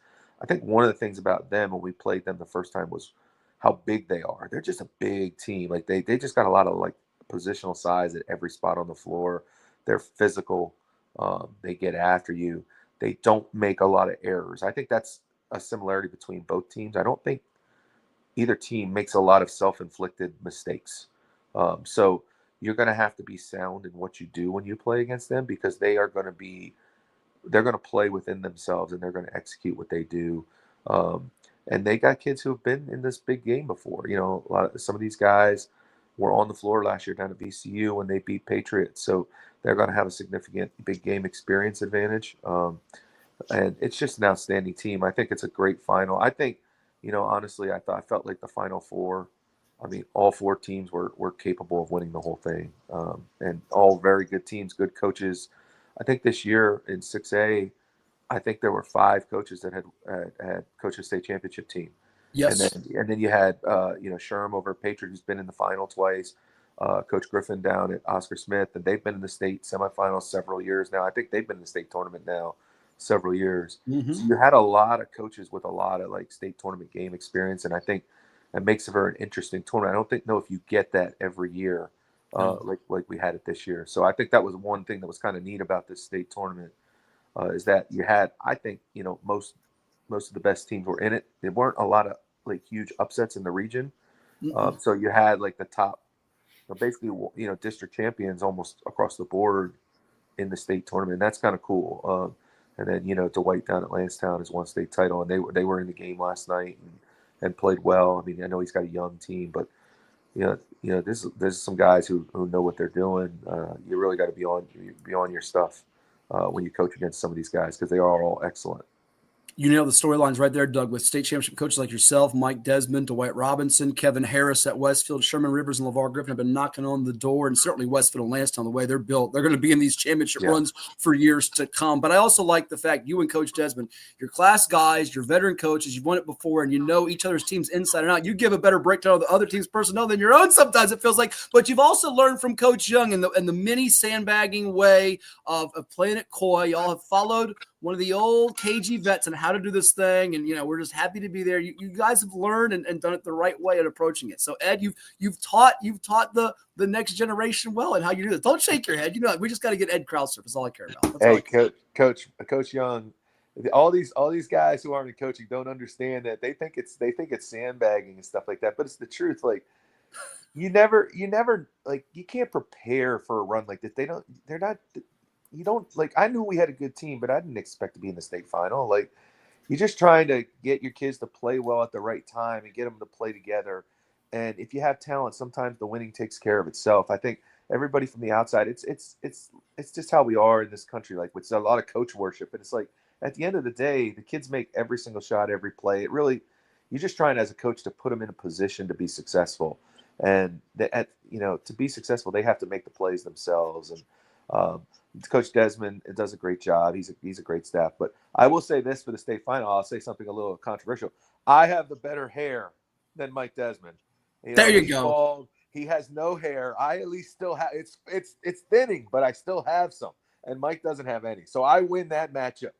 The game is irrelevant. I have the better hair. That's what's really important. Listen, you're like me, Doug. I have better hair than Young, and Ed doesn't like it. That's why he gets so jealous and wants to make those shots at me. Yeah. I don't have any problem with him and his Grecian 57 or how many products he puts on his hair. That's fine. I already said the matchup, the beard against the bald, the beast against Mr. Clean is going to be probably going to outdo the kids in the game. It shouldn't be that way, but it's just the way it is. I want to back up a little bit. When Matt and I started talking about states and whatever, Doug, we gave Woodside Region 5 title again. John Marshall, Class 2, it's everybody who's going to face Marshall. Marshall's going to get automatic. We thought Northside with the great backcourt, Billy Pope at the helm, they're pretty much everybody else is going for second. When we said 6, what was crazy was here comes South Lakes with Jordan Scott back, Mike Desmond, and Coach. We did not give them automatically state title. We said, hold on. There's too many good teams in 6. First of all, Lansdowne and Smith, we already know what they got. We see them every day. Tremendous athletes, coaches that have been there before. So we were kind of like, 1 week we're picking this team. 1 week we're picking that team. Then the third week we said, whoa, we forgot about this team. That's how good 6 was. But my point to that is guys like you and Mike, Dwight, guys that really know what the hell they're doing. Guys that I don't want to coach against because I got to work my ass off to beat them. That's what I say about you guys. There are guys that I'll go against in my career. I'm not really worried if we screw up. No, I don't mean to be disrespectful to coaches because I admire most all coaches. But the idea is there's some guys you got to work against and some guys you don't. Number one, you have to have talent. To get where you're at right now, you got to have talent. You have talent. Number 2, strength of schedule. How you manipulate your non-district games, where they at on the schedule, and how you get through your tough games in the schedule to get you ready.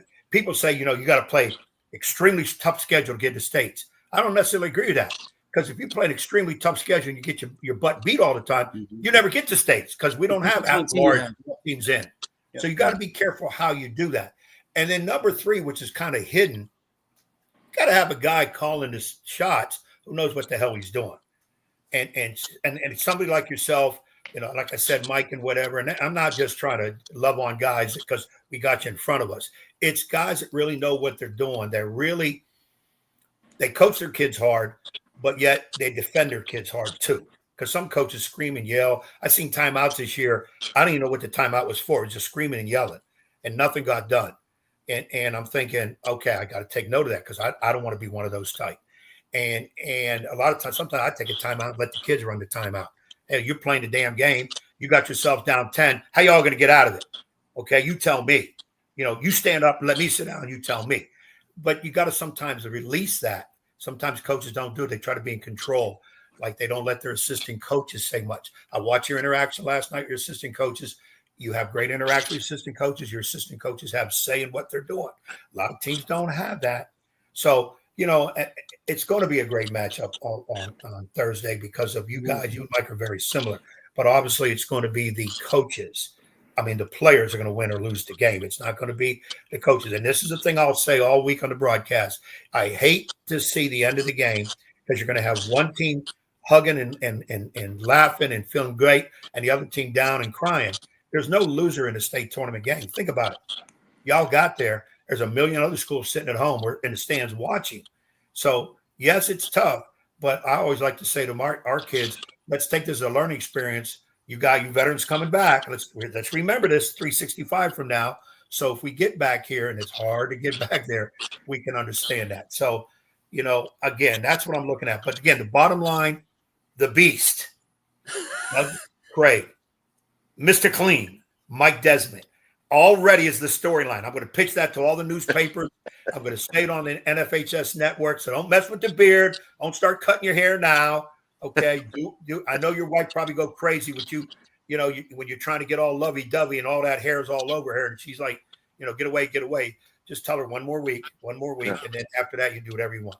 And don't forget Fuzzy Jordan Scott, too. Don't forget Fuzzy Jordan Scott. Before we get the final comments from you, Coach Craig, and Ed here, John DeCandido wants to know Ed's top 5 high school coaches in the state of Virginia. I'm going to hold his feet to the fire later on in the show because I imagine Doug Craig could be on that list. Dwight Robinson of Lansdowne could be on that list. We got a guest coming up in Greg Maynard of Albemarle who could be on that list. It's going to be a tough list to make, but I'll hold Ed's feet to the fire at the end of the show. We got a lot to go over with Greg Maynard coming up. Robbie Cutchins of Franklin coming up. Sound clips, interviews that Jack Lowe did with both Kass Jackson and Kenneth Harris of Green Run coming up. But we're going to hold Ed's feet to the fire, which I love to do because then his toes get burned, Doug. Listen, funny story about last night. Talk about wives and all this stuff. So I get back on the bus last night. You a big win. We were going to the state final. Everybody's happy. My wife, I sit down and my wife turns to me and goes, "You need to go apologize to Coach Carr, your assistant coach. You yelled at him a lot tonight, and it's not very nice of you to yell at him." I said, "I already apologized." She's like, "No, you need to go apologize to him right now." So I had to walk back on the bus, apologize to my assistant coach, because I guess I yelled at him because we substituted the wrong guy in, or we didn't substitute correctly one time. And so I had to apologize to my assistant coaches, lest anybody think that any head coach has any control of anything in their life. If you're married, you have no control. And my wife orders me around on even during basketball season about basketball things. That she, by the way, she knows nothing about basketball. She never played. She comes to like 5 games a year. She likes to knit. She knits up in the stands. But yes, I had to go apologize to my assistant coach because I had to make my wife happy last night. Isn't that amazing? Hey, if you don't keep the wife happy, you're not coaching. So I get all that too. And they'll come up. I mean, I'm not married. I'm divorced. I got rid of mine a long time ago, so I didn't have to go through those issues. Or did she get rid of you? That's another time for another show. I'm sorry. Go ahead. That's another show. But they'll come up with the craziest of things. Like you said, you got a big win on the road, hostile crowd. You're in the state tournament. Honey, what do you think? Yeah, you're yelling at your assistant coaches. You're not going to be doing that mess because they're pretty soon going to be yelling at me at the house. So you need to go out of nowhere. It comes out of nowhere. And you did the right thing. You just simply get up, go do what you got to do, come back, sit down, keep your mouth shut, and wait for the next situation that they'll come up with, because it's the one thing about wives. You can never figure them out because they can't figure themselves out. I can say that she's not listening. Well, listen, as much of a beast as I am with this beard, I'm absolutely terrified of my wife. So I always got to keep her happy. And the funny part was my assistant coach said, it's not the first time you yelled at me. It won't be the last time, and it's fine. Hey, real quick, because I know we got to go. I've done that before for 2 hours. Go ahead. Hurry up, Ben. I look at my assistant coach. I said, anybody here breathing? What are we doing? Why didn't we go to 2-1-2 zone? I had an assistant coach one time sitting back like this. He said, and he used some colorful language. We told you 3 minutes ago and you said no. So go ahead and lose the damn game. That's the kind of interaction you need to have with your assistant coaches, because they'll come right back with the same thing instead of being quiet or being upset. And that's the interaction you need. Yeah.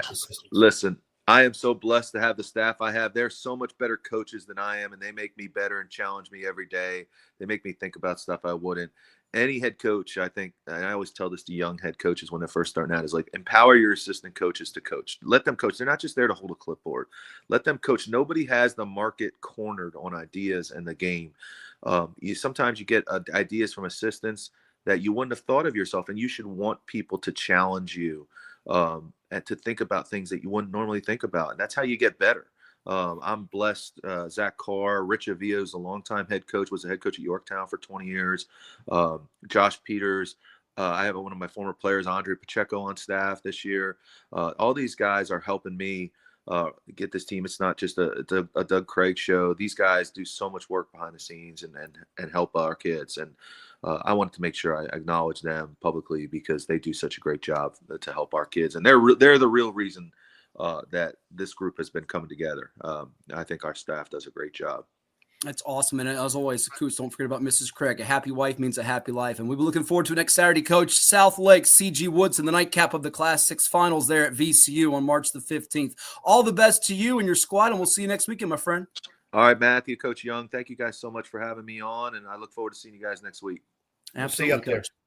That is Doug Craig of the CG Woodson Cavaliers, moving on to the state championship game next week at VCU. Moving on to the state championship in Class 5, it's going to be the Green Run Stallions and the Albemarle Patriots. And we got a living legend joining us next on the show. Eddie's got 615 wins in his decorated coaching career, and he's going for that first ever state championship. We're talking about Greg Maynard, part of the Maynard brothers. We'll talk about that too when we come back here on CoVA Sports TV. Like, share, and subscribe wherever you're watching, be it on VirginiaPreps.com, all our social media accounts through Facebook, IG, Twitter. We're on Apple, Spotify too. It's all coming your way right here on 757 Saturday Sports Talk. And we'll be back after this quick word from those that make it possible right here. Stay tuned on CoVA Sports TV.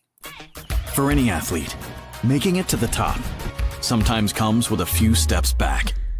That's why parents count on CHKD Sports Medicine, advanced diagnostics, treatment, and rehabilitation for sports injuries, just for young athletes like yours. With convenient locations across Hampton Roads and a whole team of experts here to keep your favorite player at the top of their game. CHKD Sports Medicine. Learn more at chkd.org or call the CHKD Sports Injury Hotline. CoVA Painting. We don't just paint, we transform spaces. Visit covapainting.com or call 757-550-7357 and mention the Sportsplex for 10% off of projects over $1,000.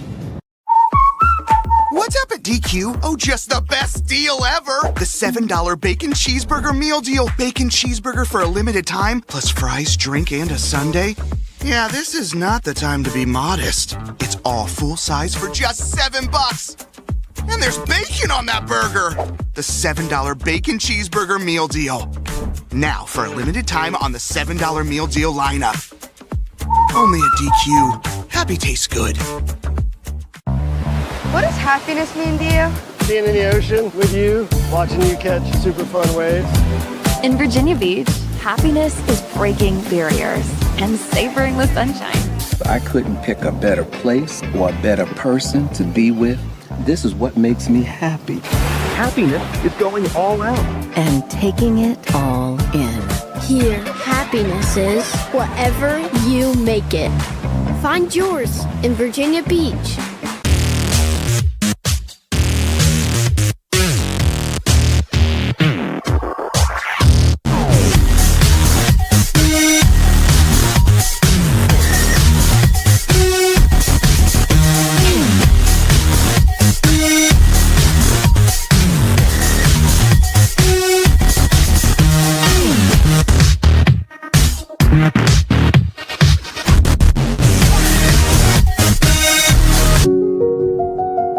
I grew up here.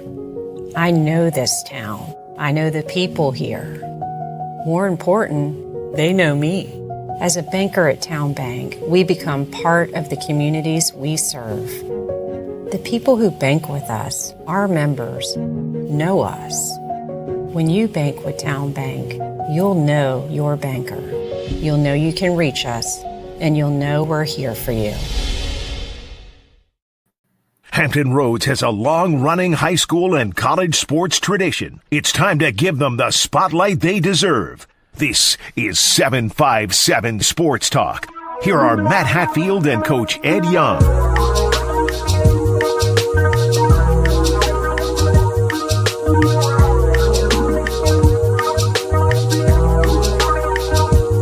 And we welcome you back to 757 Saturday Sports Talk on CoVA Sports TV. Like, share, and subscribe to our YouTube channel. We're now joined by a special guest, Ed. He is the head basketball coach of the Region 5C champion Albemarle Patriots. They were victorious on Friday night against the Riverside Rams, stopping their 20-game winning streak after beating a really good LC Bird team. We know how good Troy Mans has done with the Skyhawks, and he's had a couple of heartbreaking losses in double overtime to them. Last year on a buzzer beater, we called one at Hampton University years back when he had Austin Katstra, who played at UVA, and Jay Kahn, who played at Hampton Sydney. We know his dad, Nick, well, who's been on our radio show before, a horse racing expert too. And we say hello and congrats to Greg Maynard, whose team goes for a state championship coming up on Thursday, March 13th at VCU against Green Run. Coach, congratulations, and we'll say full out of the gate here, disclaimer, both Ed and I had Woodside versus Riverside. We were on the wrong sides. It's you and Coach Kenneth Harris going for a state final. Should be a lot of fun coming up on Thursday. Well, thank you, Matt, and hello, Ed. It's nice to be with you guys, and really excited about the opportunity to play Green Run on Thursday. Well, 615 wins for you and counting. And Ed's got a bone not to pick with you, but your brother Darren, who coaches at Western Albemarle, because we matched him up against your brother in the Virginia Preps Classic one year over at Churchland High in Portsmouth, and Ed took the L. So he's blaming me for that. Well, Darren does a great job at Western Albemarle. They're our big rivals, and we're 25-3, and one of those three was to him in overtime. So, he had a great team this year too. They got knocked off by Spotswood, who's also playing in the championship this week. Ed likes to joke. We have the Mario brothers. I'm sure you're familiar with the video game Mario and Luigi. We got the Maynard brothers, you and your brother Darren, because you put an end not to crime and stuff like that with Bowser and all the people that follow the Mario brothers. You guys put an end to teams trying to knock off good teams, and you guys make these runs year after year. But you're right there with that elusive championship, one win away now. Yes, thank you. It's we've been to the Final Four, like you mentioned, 4 times. And I think in the last 9 years, and we finally got through last night. I'm proud of what my players did and the opportunity again to play in the state championship game. I got to throw out a bone to my son too. Brett, he coaches William and Rose basketball team. They were in the state playoffs as well. Both he and Darren lost the quarterfinal games, but his team did very well this year too. So not only the brothers, but also have a son that's doing well. And one more quick before Ed jumps in here. Your other son is on your coaching staff. Is it Drew as well? That's correct. Drew is my assistant, and he does an awesome job. One of the best I've ever had at breaking down the other team's plays and stuff and teaching them to our players. He's my right-hand man. So I know I heard Doug talking earlier about him yelling at his assistant coach. I can't yell at mine. My wife would really get on me. Ed? That's a great one, Greg. Great to have you on, man. I know we haven't talked in an awful long time, and I admire your work from afar. 600 wins. People, when they got on me about getting 500 wins a couple years ago, I just simply said, you got to be old to get wins, and man, you got to have some talent. You got to have some assistant coaches that willing to go through hell for you to get that. So I can't. Somebody said to me about hanging around long enough to get to 600, whatever. I said, no, there will be not another 100 wins in me. I still hope to get back in it. Get a few more. I'm not worried about wins. I'm just worried about working with kids because I miss it greatly. But I got to ask you another question. Don't you have another brother that coached, I think, because when I first got the job at Nazarene River, the girls coach, there was a Maynard was a girls coach.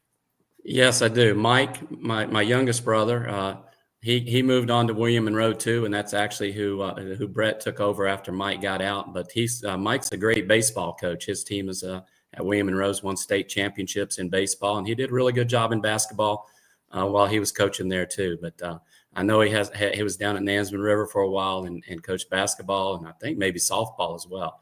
Yes. But, yes. Really, yeah. So it's official. It's official. The first family of basketball is the Maynards. There's about 27 of them. They've got offspring doing it. And the key person is Mrs. Maynard, who keeps you in place and makes sure you don't make any wrong calls, any screaming at her sons. So that's a hell of a family to have. The Maynards, the first family of Virginia basketball. And you guys, you've earned it. I mean, your career speaks for itself. I've never given you any of your 600 wins, but I gave Darren, I think one of his, what's he at, 500? He went over 500 early this year as well. I think that. it was their first win of the year. Took him over 500. He was mad at me last year. We beat him 3 times last season, and he said if I'd have just let him win one game, he'd have got that 500 and wouldn't have had to wait a whole season to get it. But and it reminds me of the Patinos we were watching the other day. It's funny, Greg, before we went over to the state quarterfinal with Green Run and Maury on Tuesday night, Ed came back from Richmond and he stopped in, had to use my bathroom, and I put on the TV the Rick Pitino doc, which I'm not sure if you watched on Vice Sports. And we were supposed to leave. I think Ed got entrenched into it for 30 minutes watching Rick Pitino, the little episode 2 with his son Richard at New Mexico. He was fascinated by it, which we've got a little bit of that storyline here with you and your family here in high school basketball in VA. Yes, it's nice to see those coaches that have their sons follow them up and do well. It's I guess it's just in the blood. Greg, I got to ask it. It's intriguing to me. How did it follow up? You all right into basketball. In your upbringing, does something special happen? Was it streamlined for that, or it just happened? It's amazing because not only you guys all in it, because I remember Mike when I got in Nansemond River. Mike and I had a conversation. Mike had a great brain about some basketball. Younger guy, yes, but he had a great brain, and he did tell me that he was better with the baseball and the softball than he was basketball. He just took it because they asked him, but I knew he was a little bit better now. How did this all come about? Well, our father was an athlete, and he was actually a punter for Marshall University coming out of high school. And then he was always playing fast pitch softball and basketball in rec leagues, and he would take us to the games. And they tell a story about me when he took me to a game one time. I think I was 2 or 3 years old, and it was a basketball game late in the evening or whatever. And I climbed in a locker and fell asleep, and the whole place couldn't find me after the game was over. But so we started out young, and we lived down on the fast pitch softball fields playing baseball and stuff. So. And it's just been in the family a long time. My uncle Maisel was a head coach at Mann High School in West Virginia and was very successful. We would have I was born in Logan, West Virginia, and you probably heard of Willie Akers, the longtime coach at Logan, and he was part of our history too. But we moved away there when I was in 8th grade, so never made it up to, or actually earlier than that, but never made it up to play for him, but. Just a lot of coaching, a lot of sports. We all played basketball, baseball, coming through college. I actually played both at Bridgewater College for a couple years. That was hard, and just wanted to go into coaching, and that's where we all ended up. And then I got to imagine, as brothers, I have a couple of younger brothers. They didn't get into coaching. In fact, it was crazy. I coached them when they were in middle school, and threw them out of practice. Threw the one brother out of practice almost regularly. My mom got on me like crazy for throwing them out, and she didn't want to hear why. But I got to imagine the Maynard boys had some throwdowns. Am I right or wrong? Or y'all church boys and there was no fights, or we can't speak about it on the air? No, we had a lot of battles, and there were a few fights. We had a little basketball court in our backyard that we had some concrete on. It wasn't very big. You could barely get a free throw off. You couldn't even shoot 3-pointers. Of course, they didn't have them when I played anyhow. And there was a fence that kept the ball from rolling down the hill, and we about tore that fence down, pushing each other into it when they got too close to it. So, yeah, there was a lot of battles out there. I can imagine, boy. I can imagine. You can't really put them all on out here, but I guess Mr. and Mrs. Maynard had to whoop some butts here and there to make sure put the boys in place. But you guys have come a long way. That's a hell of a family tradition with so many wins. But I know we got to get into what's coming up. But before we do that, because I'm not familiar with it, I admit I did pick Woodside, and Matt got me interested in Riverside. You and me And both. I mean, two really good teams. Yeah. Yeah. And stupid me didn't look at who's coaching. So I messed up on those. But give us some insight on your kids that we're going to come and see this week. People will be able to see. Let's talk about some of your kids.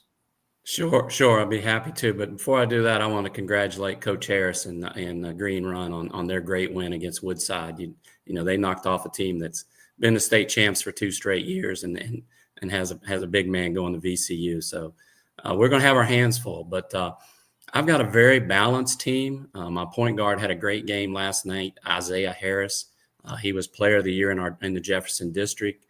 Sometimes he can just take over games. He's extremely quick. Can shoot, can score at all levels. He can shoot it. He makes these free throws. He can take it to the hole. He had 2 big dunks in the game last night. But he's not my only weapon. I've got a wing player, Makai Ragland, who actually leads our team in scoring average, a little over 13 a game. All these guys are right on that 13 average. He's a slasher. He can shoot the threes. Real good athlete. And then I have a big man inside, Marjalen Jackson, about 6'5", 6'6", that he can take up a lot of room. He's got a great touch. He was the region Player of the Year. He played so well in the region. He also averages right around that 13 and close to a double-double. It's almost 9 rebounds a game. Those are my big 3, but I have a couple other guys that really, really help out. Azarion Claxton had 18 points in our quarterfinal win over River Bend earlier this week, and Tristan Smith does a great job defense. He's my second leading rebounder. And we go about 9 deep. We play a lot of players. A lot of the other guys come in and do their job. So we're not limited to just one player. It's hard to scout us and figure out who you have to stop. We have a lot of weapons. We're chatting with Greg Maynard. He's the veteran head basketball coach of the Albemarle Patriots, who will be taking on the Green Run Stallions coming up on Thursday, March the 13th at 2:30 at VCU. The state tournament begins on Thursday with the girls matchup with Princess Anne going for its 15th state championship as they take on William Fleming. And then the boys matchup in Class 5 features Green Run and Albemarle. The Patriots ending Riverside's 20-game winning streak in the state semis after ousting LC Bird in the state quarterfinals, the team that ended their season a year ago on a buzzer beater in the state semis. It is 757 Saturday Sports Talk here on CoVA Sports TV. And Coach, you hit on a little bit with Coach Young there, some of these key guys for you. And we've seen your teams over the years with Castro and Hahn, as I mentioned. Last year's team I thought was the one that would get to the championship with Ben Weston and Noah Grievous. And this year's team is clicking. I want to go to a quick game, though, that I watched online. As the region quarterfinals, you're the number 1 seed. James River's the 8 seed, not your typical 8 seed, a very good, dangerous 8 seed. And they're beating you in that ball game late in the fourth quarter. You ended on a 9-0 run, got a huge 3. I think it was it Isaac McLaughlin-Ratty that put you ahead? Yes. Mm-hmm. He hit the 3, and Makai Ragland sealed it with a couple of buckets. How big was it to win a game like that where you're about to go out potentially in the first round and it takes some of that pressure off, although you still got to win one more game to punch that state ticket? And what did that game do for you? Because that certainly had to help ease some of the nerves once you got that one out of the way. Well, we were down 4 points with, I think it was like 3 minutes to go, and things weren't looking good. They were knocking down shots from everywhere. Our defensive intensity wasn't what I would expect in a key game like that. And then we just turned it around. We got after them. We got some steals. Like you say, we hit the big 3. Isaac hit the big 3. And then we got a couple of breakaways. Makai Ragland got a steal and a bucket, and we made our free throws after that. But, they put a scare into us. We were scouting, trying to figure out who we would play in that number 8 seed, and there was about 3 teams, and they were the one that we did not want to play. And it ended up we got matched up with them, and Coach Smith for them does a great job. And we were kind of lucky to get out of that one with a win, and we've played very well since then. I guess that was our closest game until last night since that win. So, you could argue, what year is this for you at Albemarle, by the way? What year is this officially? This is my 36th year as the head coach. 36 years. 6 years previous to that, I was assistant for Rich Lyons. Before that, he passed away last summer. So, a good man. Yeah. Yeah, 36 years. So you may have had some teams that could have been, you thought, at the beginning of the year, better equipped to take that next step. I saw you guys in the offseason at the VA Live, and I knew you'd be good again, but you were still, replacing a couple of pieces like Ben and Noah. What would you say has made this group unique and set them apart as you're now in the championship round for the first time? Well, we went into that Virginia Live with really only 2 players that have played varsity basketball the year before, and they set us up against Oscar Smith and Lansdowne, and we weren't ready for those 2 good teams. Not a lot of fun, right? The schedule makers didn't help you out there, yeah. Right, but we held with Lansdowne for a long time, but Oscar Smith put it to us pretty good. But the younger guys, I knew they were very, very talented. We'd had undefeated JV teams the 2 previous years. They just had to develop into varsity players. You can get by with a lot of things in the lower levels that you can't get by with on varsity basketball, and it's taken a while. It's a process. It's something we have to work on every day. And they're a very, very athletic, very talented group. And when they play together and when they play hard defensively, good things happen, like they've done a lot this year. Ed? Well, Greg, obviously you're here and it's Green Run. I'm sure you'll like we've talked with Mike Desmond and Doug Craig about films and get back and see what you have. At this time of the year, it ain't ready for changes. You don't get this far. You don't get in a state title game and say, okay, we got to make changes. You dance with the girl you brought to the prom. So what do you know off the top of your head about what Green Run might present to you? And is there a team you've already played this year that you can say they're somewhat similar to this team? To be honest with you, I really haven't studied Green Run as much as I would like to. We've been going through a stretch where we play a game, have a day off, play a game, have a day off, and you're just constantly scouting and watching tape. And, you wake up with the red shot eyes and all bloodshot eyes and all of that. And I decided last night, I said, we don't play till Thursday. I'm gonna take a night off. I'm not going to come right home and start watching tape again. So I've got to get into Green Run more, and I'm sure Drew will as well. We got a little more time this time before, but by Monday's practice, we'll be ready to go. I know they're very athletic. I know they have a big man inside that seems to play really well. I know they're coached really well. Coach Harris, I actually coached against him when he was at GW Danville. That's how long I've been around. That's great. He'll do a great job. They seem to have some good quickness. And if they held Woodside to 35 points, they must play great defense. So, we're going to have to work on ways to score against those guys, and we'll be prepared. But like you say, we can't change the way our guys play right now. We got to just keep working on that and be prepared for the different styles you see with different teams. And I'm sure Green Run will have a little different style than most teams we play. I can't think of one right now that I can really compare them with. Maybe LC Bird, but LC Bird's not real big inside, but. That's probably the most athletic team that we played so far as Bird. It brings about another question.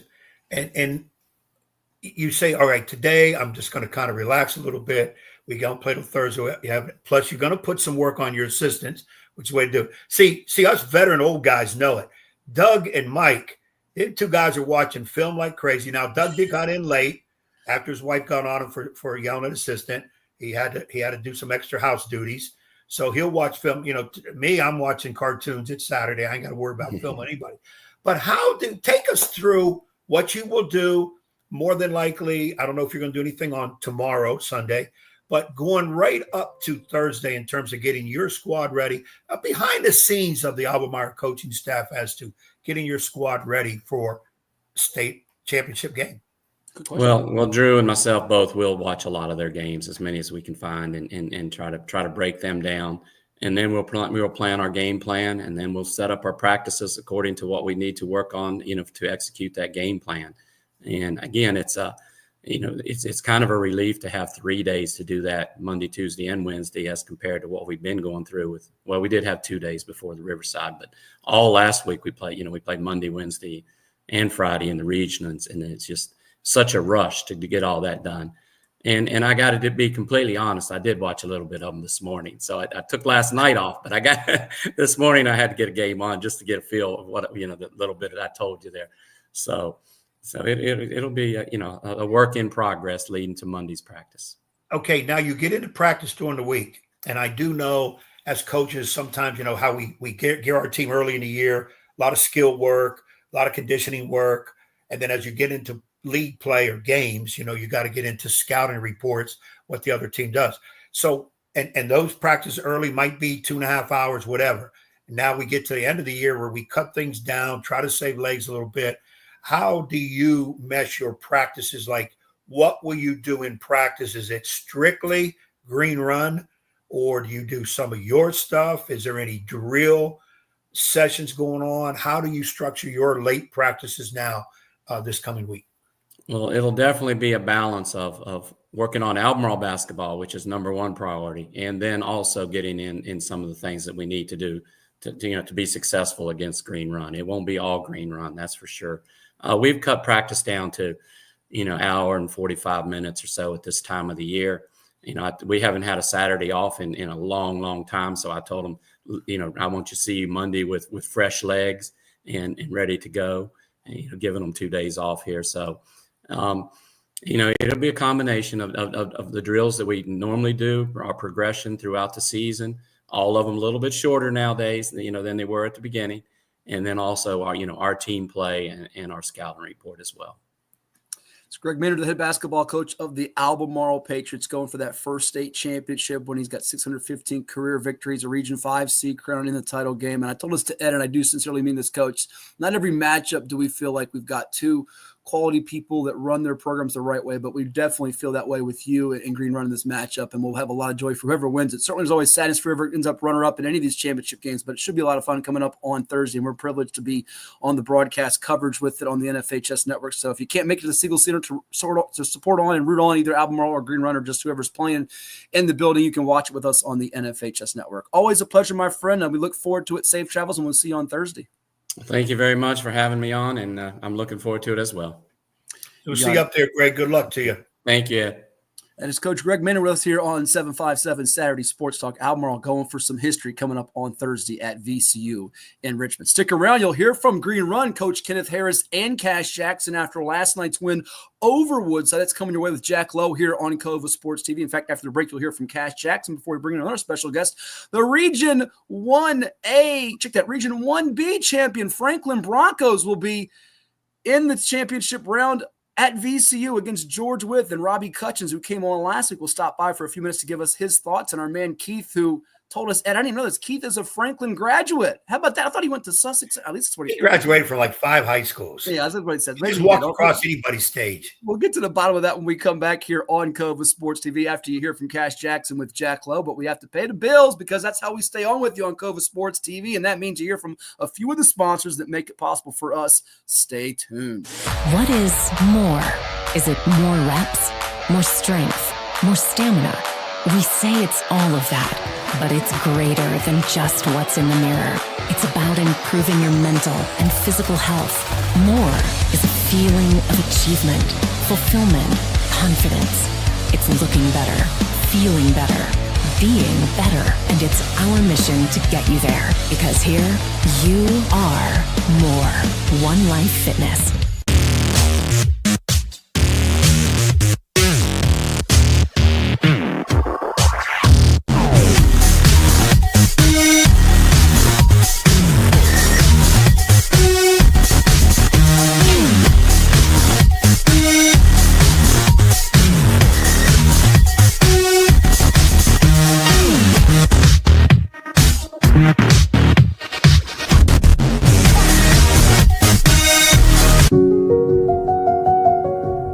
As a banker at Town Bank, we believe that people bank with people, not with banks. You're looking for an actual personal relationship, and that's what you get at our bank.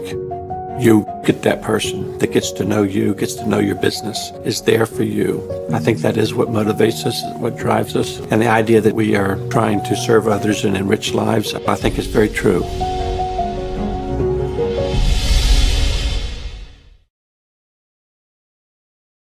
All right, now talking with Kass Jackson after Green Run knocks off Woodside. Kass, I'm asking everybody this: what does it mean for this team, the seniors, everybody on this team to be able to knock off a team like that? It means everything.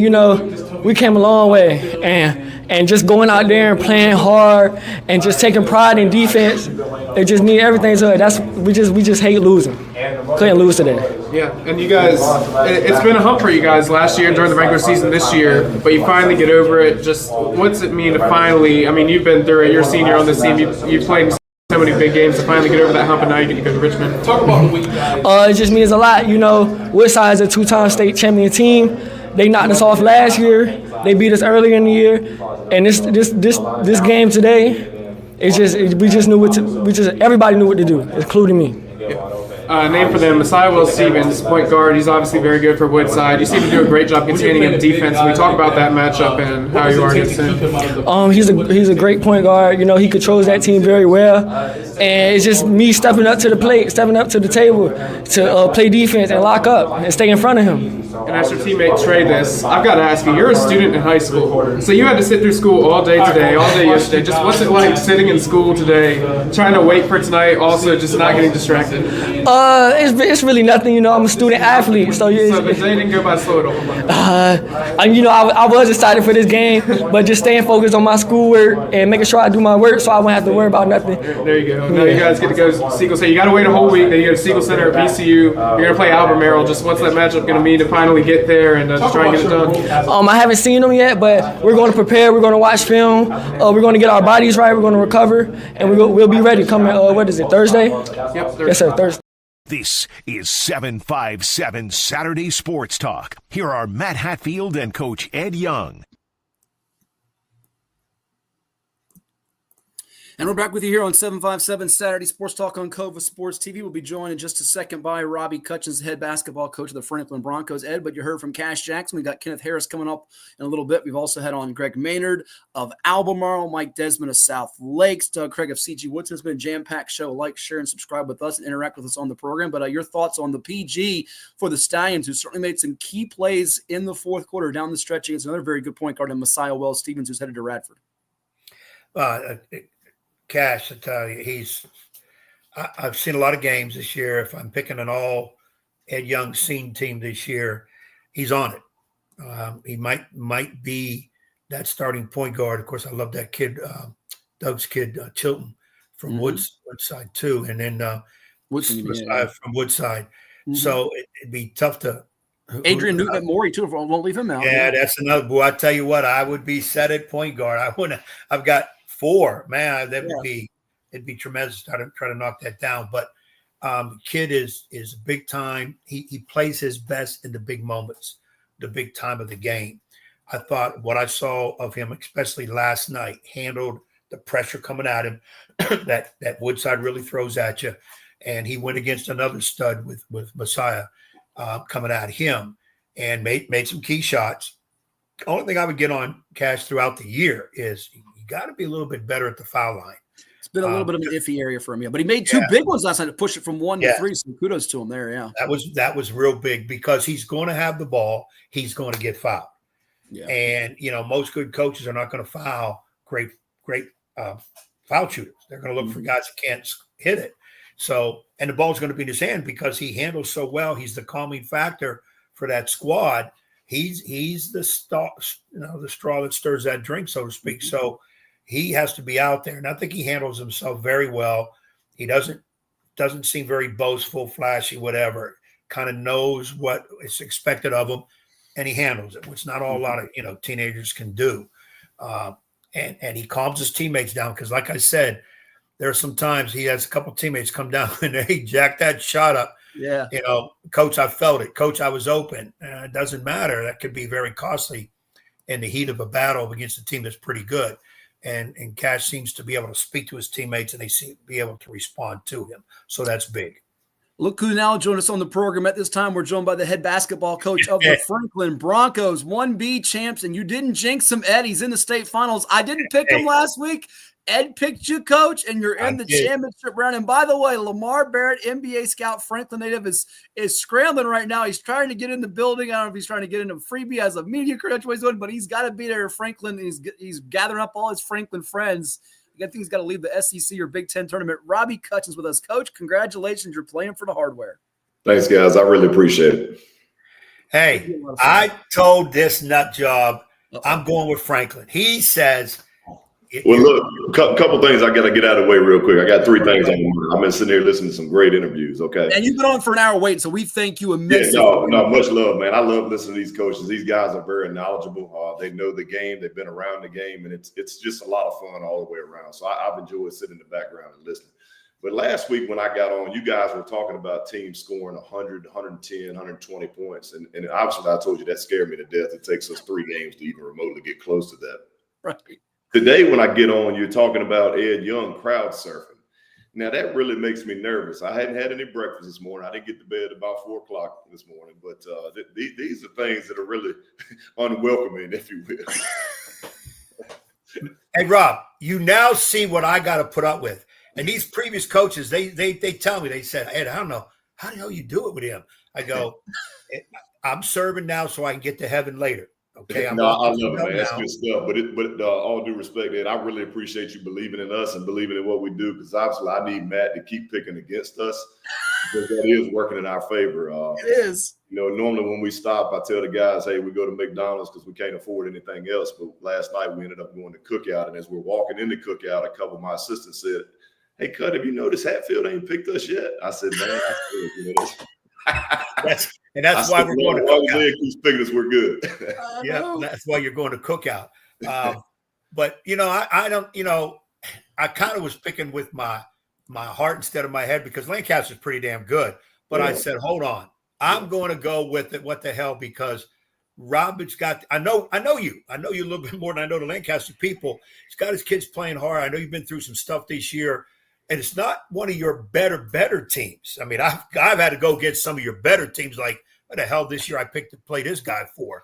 But it's just something I felt from a distance that they're going to put it together. They're going to do something, and that was not an easy game. And you're up there. It's an extremely tough place to play. And hats off, first of all, to Lancaster. Dwayne Penn's done a phenomenal job since he's been there. He and I rapped a little bit last night when we first got up there, and I told him I know he's been through some stuff as well this year, but he's done a phenomenal job with that crew. And but with all the love and the text messages and the phone calls that we've been getting, and myself, and it's like I tell guys that there's nothing sexy about this group. As we talked about last week on the air, we don't have marquee names. We don't have guys that everybody in the state is running to watch. But if you love scrappiness, if you like defense, and you love just getting after it for 32 minutes, that's what keeps us in basketball games, and that's what we do. It works that way. Well, tell me about last night's game with Lancaster, because certainly they're a team that was playing really well. They had hit a rocky patch. You referenced a little bit, and Dwayne Penn's, his best player goes to John Marshall and Troy Henderson. It's a new group, but they started to hit their stride. What was sort of the things that enabled you to get that win and keep them bottled up? Because your defense, much like we talked about with Green Run in Class 5, oh my goodness, they hold Woodside to below its norm, the fewest points they've scored in a basketball game in literally 13 years. You're able to hold a really good Lancaster group to 34 points as well. They scored 77 on Alta Vista in the quarterfinal round. Yeah, exactly. And that's one thing we talked about. And obviously, since we figured out what our identity was as the season went on this year and understood that it was going to be certain things we needed to do defensively, we pick points totals. We look and see what teams have done throughout the season. We look to see what they're averaging. We look to see what their lowest point total is, the lowest point total they've had in the game this year. And then going into last night, Lancaster's lowest output, I think, was 47 points.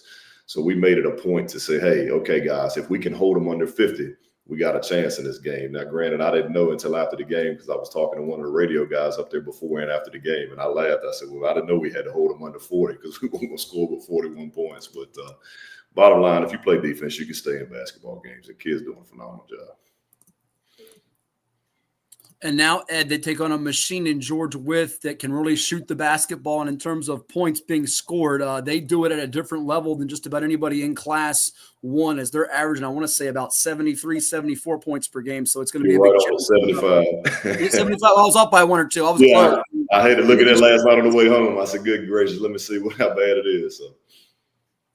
Yeah, so it's a big matchup for you. But even before you dig into that matchup, going back to a little bit of the defense, what are the things in order that you have to preach on in order to play that type of defense? And you shouted out a couple of names last week, but tell us about, we're so concerned about points, rebounds, but tell me about the guys that are getting you the deflections, the blocks, the hustle plays that translate to you getting those leads and winning these ball games.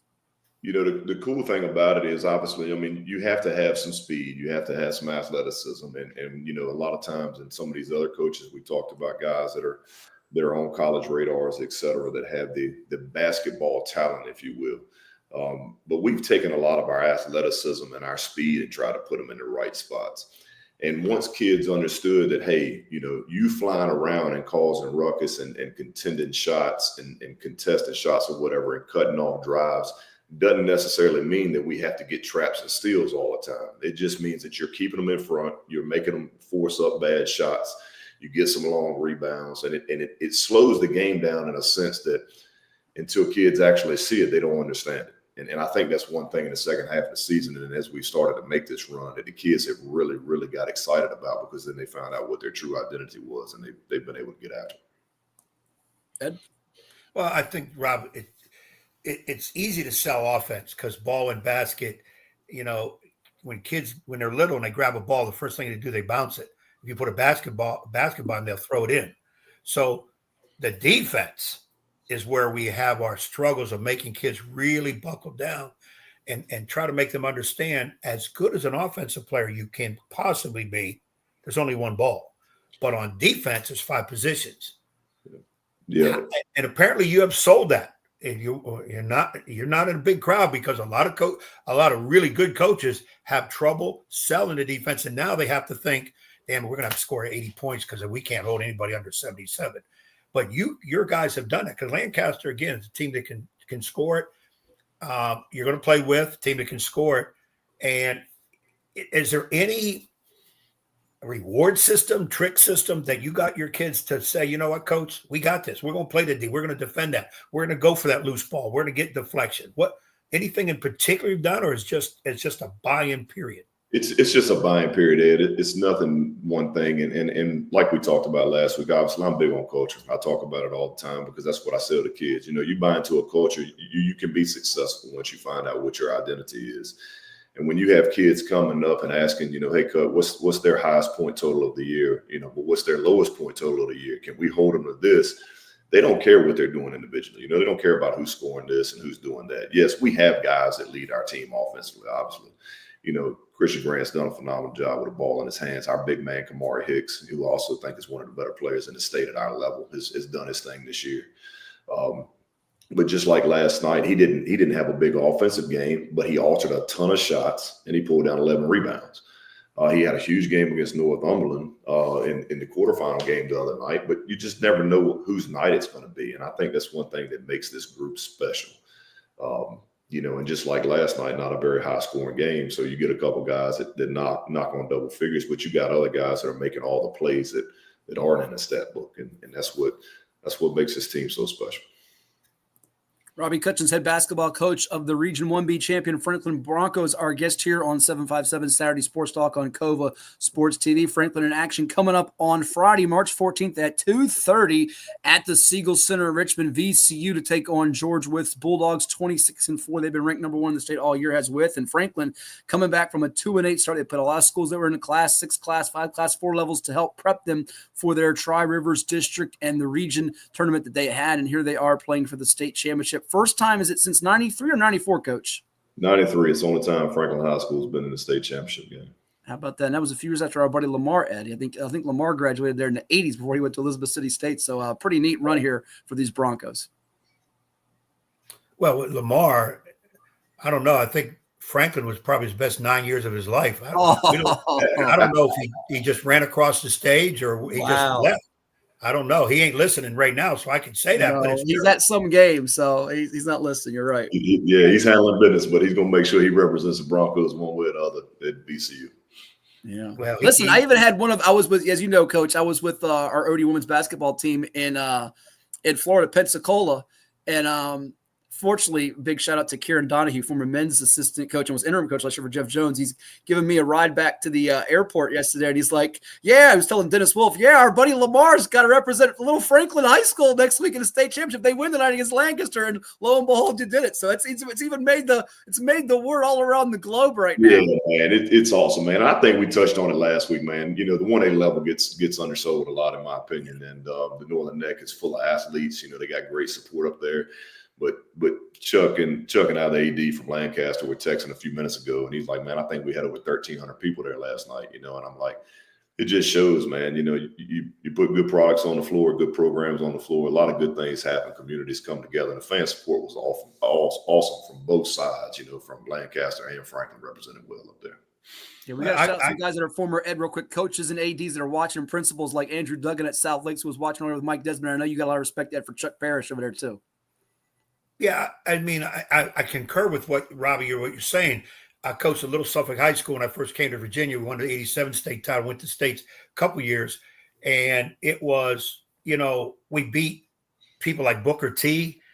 We beat a lot of the AA, AAA teams back at that time. And the story I always said when I got the Norview job after the '88 season, I was told you can't schedule any single or AA teams, and I'm like, why not? Because of what you did against Booker T last year as a Suffolk coach. You beat Booker T, which PO'd up some people up in that area. And I'm like, wait a minute, we were pretty doggone good. I mean, we weren't no fly-by-nighters. And the support. And Chuck called me yesterday getting some ideas about how things are going on with some of the other teams in the state. And he said, we feel blessed to be at home, number one, which I said, you guys shouldn't be. It should be neutral floor and all that. We got into that conversation. But he said how it took 2 hours with you, but go ahead. Right. How the support is going. They're putting in a new turf football field up there in Lancaster. They're going to get a new track. They're adding. I said, that's the way you should be doing it. I said, the smaller schools, the support is tremendous because, and he made mention, I talked with a good buddy of mine. You might know Mike Stevenson used to coach at Northumberland. Longtime veteran. I talked to him yesterday and we were talking about it. And he said that the support at the smaller schools is you don't have a lot of other flair going on. And he made a great point in Northern Neck. You don't got discotheques. I said, Mike, they don't have discotheques no more. Well, you don't have clubs to go to. You don't have this to go to. It's the game. The game itself is the big thing. Whereas in the 6A, 5As, in the more metropolis-sized areas, there's other things to take people's money. Yeah. And I'll just give you a quick example. Go to our message boards on VirginiaPreps.com. I know it's a shameless plug for our site. There are more posters and message posts on you guys in Class 1 and Class 2 than the larger classifications because I think a lot of your fans, Coach, you can speak to this, they live and breathe it. It is their community, and they really look forward to it at a different level where I think some of the fans, and this isn't meant to be derogatory, but I think they're just accustomed to it in Class 6, Class 5. It's almost the fast-moving world, whereas in Class 1, Class 2, this is like they live it, eat it, and breathe it. Yeah, and I agree with that 100%, Matt. It's one of them things, you have a mix, obviously, but we've got a lot of people outside the city now that support as well. But the people within the city fan base, whether they have kids coming through the system or whether they've just been, long-term fans of the high school, they support, man. They look forward to it. And obviously we live in a world of just, a lot of doom and gloom, if you will. So anytime you have something positive happening, it brings so many people together. And I think I might have touched on this last week, but sports unifies people. It brings people together, all walks of life, and having people celebrate and hug and love like I've seen over the last month it's special to me. It's very warming, and like I said, we've knocked on that door a few times, man, but we had a hard time getting over the hump. One district, we've been to the regional championship game. We finally won that this year, and we've been to the state tournament a few times, but we were never able to get over the hump. And I think that culture has finally started taking its toll and it's paying dividends for these kids. And I love it when I see the community come together like they have. A few minutes with Robbie Cutchins, head basketball coach of the Franklin Broncos, with us here on 757 Saturday Sports Talk. They're getting ready to take on George Wythe coming up on Friday, March 14th in the state finals at VCU, the Siegel Center in Richmond. NFHSnetwork.com is the place to subscribe and watch the games if you can't make it there in person to root on Franklin, George Wythe, whoever you want to see in those games, as you got wall-to-wall action beginning on Thursday and concluding on Saturday night. And before I let Ed jump back in here with you, Coach, we'll be helping getting these keys prepared for the game. Give me a couple that are going to be important for your team against this very explosive With squad. That, I mean, we talked so much about John Marshall in Class 2, a juggernaut. I think if With was in Class 2, Class 3, they could be competitive because if I'm not mistaken, you can correct me if I'm wrong, I believe they beat a Class 6 Annandale this year. Isn't that right? Did we lose you, Coach? I think you might have froze up here. It did freeze up. I'm sorry. Go ahead. No, I said, correct me if I'm wrong. We talked so much about John Marshall in Class 2 being such a juggernaut. If I'm not mistaken, and you might know this better than me, looking at research, I think George With as a Class 1, they could compete with a lot of Class 2s and Class 3s. Didn't they play or beat Annandale at Class 6 this year? Yes, you're exactly right. This George With team, I remember 2 years ago, obviously Lancaster's back-to-back state champion at 1A. But 2 years ago, I sat there and watched George With play Lancaster, and I said, man, this team is young. I said, and they are good. I said, and they can shoot the ball extremely well. I expected to see them in the state championship in 23, which we did, again in 24, which I think Auburn maybe knocked them off last year. Mm-hmm. But I thought they were going to be there 3 years in a row just because of how impressed I was with them. So they're a very, very good basketball team. The bottom line is we got to keep them out of 70s. We got to keep it down a little bit and try to keep them in front of us. But they do a very good job. And I told somebody this morning, it seems like everything they do offensively is on a string. It's very, their motions are very good. Their angles are very good. It's not a lot of wasted space, if you will. Everything is very efficient, and we got to be able to cut down on a lot of those lanes. And I'd imagine getting to the free throw line is a big deal to win that battle, the physicality to make it a game they're not used to playing in terms of, like you said, style, tempo, and tenor. Yeah, and I think that's a big thing. It's not always consistent, but a lot of times you look at the different regions throughout the state, from the east side of the state to the west side of the state.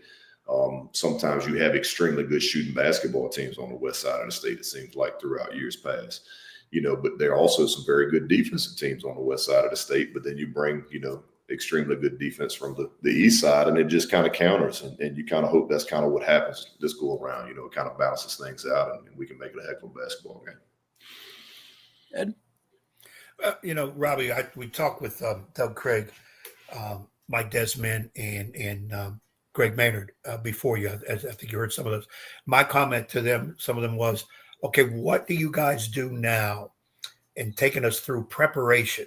So I'm going to ask you, and you're taking your Franklin team today. Obviously, you're probably watching some film, but the kids, no practice today, if I'm not mistaken. Maybe. No, I love Coach's approach a while ago. We're trying to get our legs back, and we're trying to keep our legs under us, man. I got a couple guys that are limping right now, just from deep thigh bruises and stuff. So I'm trying to keep them off their feet as much as possible. And so yeah, it's more preparation now than it is actually on your feet and things of that nature. And that's the same approach we took throughout the region this year, and the same approach we've taken into the state tournament. Now, when you get back on the floor on Monday, you got Monday, Tuesday, Wednesday. Take us through. I know a lot of times us coaches will cut practice time down as the season goes over. Save some legs. We do some Franklin work. We do some skill work. Whatever. How will your practices be if you could take us behind the scenes, and also if you would too, because we allowed the other coaches to do it. Shout out your assistant coaches who's helping you and how your preparation is those 3 days. Yeah, man. The cool thing about, your staff, and I'm sure everybody has a unique story. So mine probably is no different than anybody else's. But, I've got 5 assistants that do help me. 4 of them are extremely invested. The other one has been with me for a while. But out of those guys, 4 of those 5 guys have played for me. They've been through the program at some point in time throughout the years. And they know what it's about. We're not doing a lot of things different now than we were then. But that goes back to the culture. I've got Donzel Sharon, who was a quarterback on the 2008 state championship football team at Franklin, who was one of the best athletes I ever coached. He's my head JV coach, my head assistant on varsity. I have Adam Grant, who was a great basketball player, played for me briefly. That's the Adam Grant that played at Bryant University in Norfolk Collegiate? That's Adam Grant played at Brian played overseas. He actually played JV ball for me back in the day. I remember. I didn't know he was on your staff. That's pretty cool. Yeah, he's been on my staff the last 2 years, and he and I are good friends. And he wanted to come back home and wanted to help, and obviously you like to have somebody like that. Kenneth Kendry, good friend of mine, he's on the staff. Terry Warren and Reggie Ralph. So it's cool because you got a lot of Franklin guys that have blue and gold in their blood from back when, and they do a heck of a job. And in the coaches group chat this morning, some of the coaches were texting back and forth, but they thank me for letting them be a part of it, which I didn't. That's not what it's about, And then they're saying, yeah, but you listen to us, when we get in your ear, you take what we tell you, and you don't mind putting that to use. And I think that's what makes successful programs, because as Coach was saying a while ago from I think it was Woodson, those guys know a lot. Your assistants, they are very knowledgeable, but I mean, they're spitting back the same thing to me that I was drilling in them years ago, but they can see things that you may or may not see throughout the game when they're sitting there and the mind's not racing and storming the sidelines. So, but the assistant coaches are awesome, and they're a huge part of what we do. That's great to hear. Well, we thank you for stopping on for a few minutes. We look forward to being a part of the broadcast coverage, whether it's me on camera or Ed on camera. We'll definitely be help preparing our production team with the keys and the game notes. I'll probably hit you up later this week for some of our stats for previews of the game, if that's cool. But we look forward to it. It's going to be fun for Franklin and George Wythe to go head-to-head. I know history's going to be made. George Wythe has been knocking on this door, and you guys over there at Franklin could be first ever to get that done. That would be something special, and it's going to be a memorable day either way coming up on Friday in the Class 1 finals. Always a pleasure. I'll make sure I don't pick you. Ed will pick you. That's the good juju. And you're a voter for no crowd surfing for Ed Young, is what you say, right? No crowd surfing. Yeah, man. I don't think that's safe for anybody involved. But yeah, on a different note, we've been underdogs all year, man. Other than the regional quarterfinal game, I think we hosted at home against Buffalo Gap. So the kids embraced that and they enjoy that. Yeah, from 2-8 to here we are in a state championship. What a wonderful story it is for you and the Broncos. All the best, my friend, and we'll talk to you coming up on Friday. Matt, I appreciate you guys, man. Have a good day. Hey, enjoy the run. We'll be up there to see you and have fun with those kids. And like I said, I'm going to pick you, I think, overall with probably a little bit more talented, but you reminded me of the NC State team years back. Boy, it was destiny. So when you win it and you're running around trying to hug somebody, don't hug me. Yeah, well, I wouldn't be running around because I probably wouldn't be able to walk. I've been a hot mess, man. Regional championship, to get that and then to win these last two games, man, it puts you in a different state. So I appreciate it. Enjoy it, man. Enjoy it. Yep. Thanks, guys. Take care, man. Robbie Cutchins of the Franklin Broncos with us here on 757 Saturday Sports Talk. We'll come back. I think we got one more segment today. You're going to hear from Kenny Harris of Green Run. His team won it. We'll go through the brackets, give you our picks for the boys and girls Class 6 to Class 1 title games. And also I'm going to get Ed's thought on a couple things, including that top 5 coach discussion that Mr. D. Candido brought up. I'm going to hold his feet to the fire and see if his toes do get hot and burn. It's all coming your way to close out this splendid edition of 757 Saturday Sports Talk, the final one before the championship games get underway at the Siegel Center in VCU in Richmond. But we have to pay the bills one more time out here and hear from some of the people that make it possible for us to stream with you each and every week, including Town Bank. Back in a bit to finish it up on this splendid Saturday in March on CoVA Sports TV. Did you know that the minimum limits in Virginia are $30,000? $30,000 is a lot of money on an individual basis, but if you're involved in a personal injury matter, that's not enough. Here at Williams Lloyd's, we're happy to provide a consultation on the amount of coverage you have in your vehicle. It can be confusing. Not many people understand it. You know you need to have it, but do you have enough? Give us a call today at 757-547-5555 so we can help you prepare in the case of an automobile accident or any other personal injury matter that you or your family may find yourself in.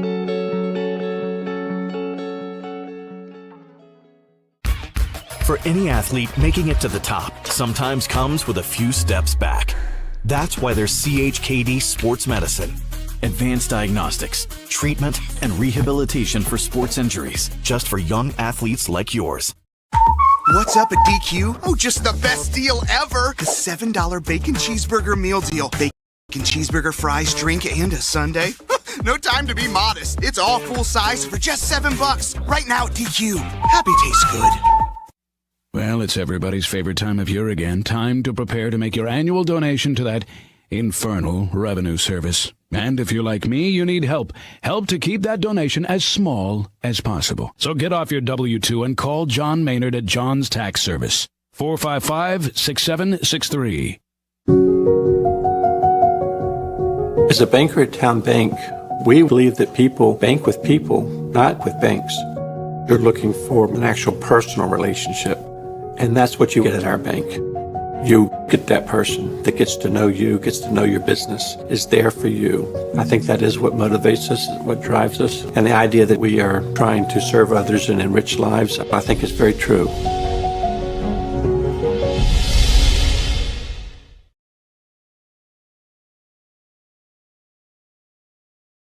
What makes a life a good one? Is it our adventures?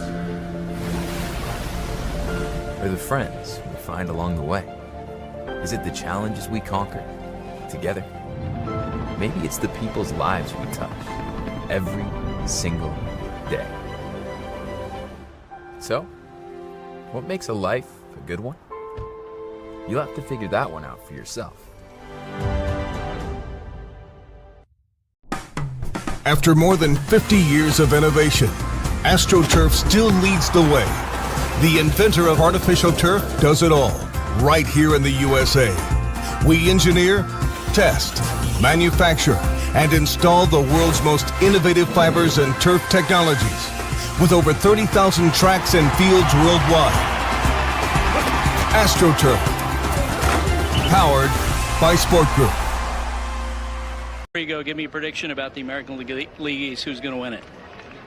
I have great fears of the Skankies because they're loaded. They'll buy their way out of anything. This is 757 Saturday Sports Talk. Here are Matt Hatfield and Coach Ed Young. That's right, the Skankies. Go O's. Go Diamondbacks. Go everybody that plays the Skankies and the Dodgers. That's what I say. Baseball's around the corner. We're going to get Timmy Kirkchin, who's been on the show before, coming up soon. We've got some college basketball guests. I know we're efforting our pals like Steve Lapis and Seth Greenberg and many others who have either been on with us radio-wise, podcast-wise before. I know Brad Wachtel is probably going to be maybe available to come back with us. He was doing a great job to come on with the Facts and Bracks about a few weeks ago. And we got a lot of things to go over with in the world of sports here on 757 Saturday Sports Talk and CoVA Sports TV. But right now, the state tournament is the hot topic, and you've heard from so many coaches today, from Doug Craig and Mike Desmond and Robbie Cutchins and Greg Maynard. You heard from Kass Jackson and Trey Miller of the Green Run Stallions. We're going to go through the brackets, and I want to hit on 3 bullet points before we sign off on this show, including Ask Coach Young, a top 5, and let me not forget about a shout-out to a state championship team from the 757, another sport that I promised I would do last week, and I forgot because we were skedaddling over to the region finals with Smith and Lansdowne, Ed. But it's time to hear from another coach from Virginia Beach who did the unthinkable last night. Well, Darnell Dozier, that's not the unthinkable. He's used to winning state championships going for number 15, but a guy who's going to be going for the first championship at VCU. He won one during the COVID year, lost one the year after COVID to Stonebridge, and we're talking about the GW Danville alum now representing the green of Green Run. Who is that? You just going to sit there? Come on, with Kenny Harris, baby. Everybody knows who he is. I want to hear what he's got to say. I understand. Supposedly they gave him a Gatorade bath last night. I want to see if he got one. He was sweating in this. This is a post-game interview that wasn't his best, but just his, you'll love it. Here it is with Jack Lowe on CoVA Sports TV. All right, Coach Kenneth Harris, they knocked off the Woodside Wolverines. Coach, just first off, before we get into anything, just what does it mean to you? What does it mean to this team, their seniors and everybody? Man, they put in the hard work. Every year, man, they was a step closer. You know, and this year our only step was to make it a state championship. Okay, we made it. So, you know, we still got one more. I don't know who we got. Nobody knows who we got, but that's fine. But, you know, other than that, man, for these kids, man, as much work as they put in, man, they deserve it, man. You guys knock off Woodside, who's been there multiple years in a row now, and you lost to him last year. You also lost him in the regular season. Now you get him. Just what does it mean to knock off the Dynasty? I mean, to play them, you know, last year and play them this year, it really helped because we were able to game plan way more better and no personnel. But you know, hats off to Coach Welsh, man, and what he does over there, man. You know, I'm just glad to be in the opportunity to play him again and finally get an opportunity. So, you know, we knew that it had to go through Woodside to even get to the state championship. All I got two names for you. That's Silas Barksdale and Messiah Wells Stevens. You guys, I'd say, contain them. You did a good job defensively. Talk to me about that in the game plan. Yeah, we told them all week we're going to have to win this game by defending. You know, we got to keep Silas. You know, they're going to score. They're great players, Division I players. They're going to score, but we got to limit what they do. We got to take away what they want to do best. You know, and I felt like we did a good job.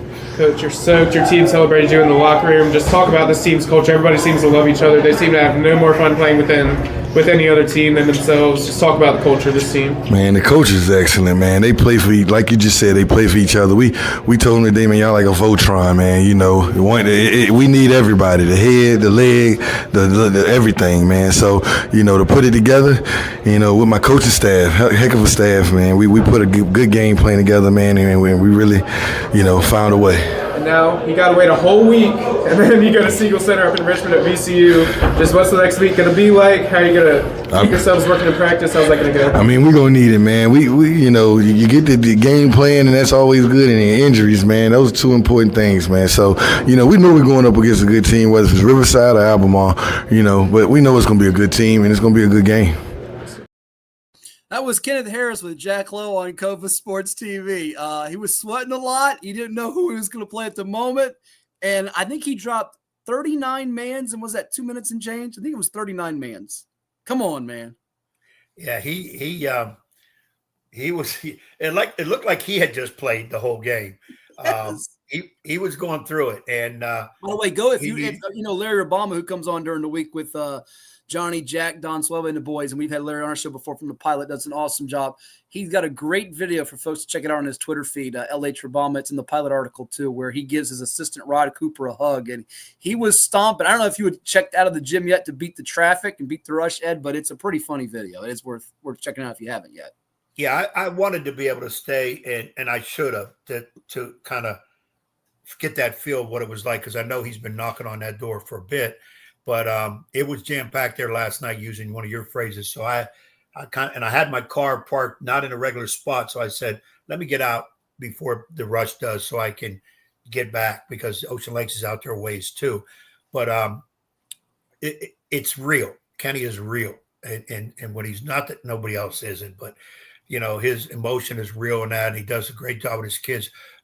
After the win the other night against Maury, if you remember, he had 6-7 former players come walking into the locker room, which I like seeing that, because, you know, it's like Robbie Cutchins said, you establish a culture. His whole staff is almost all former players that played for him. That's kind of cool to have that, where guys you have around you who know you, who played for you. I always like that too, have an idea how you think. Not that they're always going to agree with you. You have to get over that part, because sometimes they still look at you as coach and know where coach is. So he has done that. And Coach Cooper, and I've been with him a long time. His son played for him too. So I'm happy. By the way, all congrats to Jake Cooper. We called a lot of his memorable games with Eli Kennedy, that dynamic duo that Green Run won a championship the COVID year and then finished runner-up. But Jake was all CIAA over there at Virginia State. And matter of fact, Clint Wright's son, Clint Wright Jr. from Latham, on that Virginia State team that got some CIAA hardware. So pretty cool to see that. And, you know, you always think back to, I know you played him a memorable game, Ashley James, the half-court shot, the late, great Ashley James. His sister, by the way, last night, Isaiah, go ahead, I think points or free throws as NC State advanced in the ACC tournament. She helped them get to a Final Four last year. But we think back to the late, great Ashley James and how tragic his passing was, but what he did, his indelible mark. They have that AJ benefit game every year with Green Run and Lake Taylor, but certainly he's been an inspiration to, and maybe this is a strong statement to say, Ed, but two of the biggest inspirations, I think, to Green Run basketball the last 25 plus years. You were part of that renaissance as you inherited a winless team, and then Danny Earp took over after you, and Kenny Harris has taken it on to another level here. But BJ Jenkins, one of your former guys who I know is doing what do you call it with the music industry? Some rap, dropping some bars, some lyrics, some stuff like that. He gave me one of his flyers of the day, but he went on to Murray State, NCAA tournament, and then AJ. I think those were two of the big inspirations for kids coming up that people looked up to from Green Run. Yeah, I mean, when I took over Green Run years ago, the program was really down, and it was a program before that was pretty good. I mean, Mark Butts and Mike Head both did a good job, as well as Bill Cochran in the 80s. So they had Mark Butts was over there. Right. But then they hit a lull. They just hit a Mm-hmm. lull where it was tough. I know I got the job like in late October because nobody wanted it. And we got it going. And then I had the opportunity to move on to Nansman. It was not an easy decision. And then Danny Earl, my assistant, took over, kept it a well pace. And then and it's been good ever since. Kenny's kind of taken it to a whole nother level. And has done great with the kids that have come in there and moved on to some college opportunities too. And you're right, player-wise, AJ was, hit the shot against us. He was kind of that known, superstar. Like the little kids loved him. And then, of course, the tragic situation of losing him. And by the way, that was the big moment for Green Run because remember, they had been snake bit by Hampton for years and years in the playoffs. And that game, your team was getting ready to pull off another upset. I remember Jamal Boone hits free throws to tie it up, and Jamal does a lot of video and photos now at games. And the game was deadlocked. A lot of lead changes and ties in that game. Elijah Kennedy got hurt in that game. And then you both called timeouts to tactically try to adjust how you're going to do the inbound and how you're going to guard it.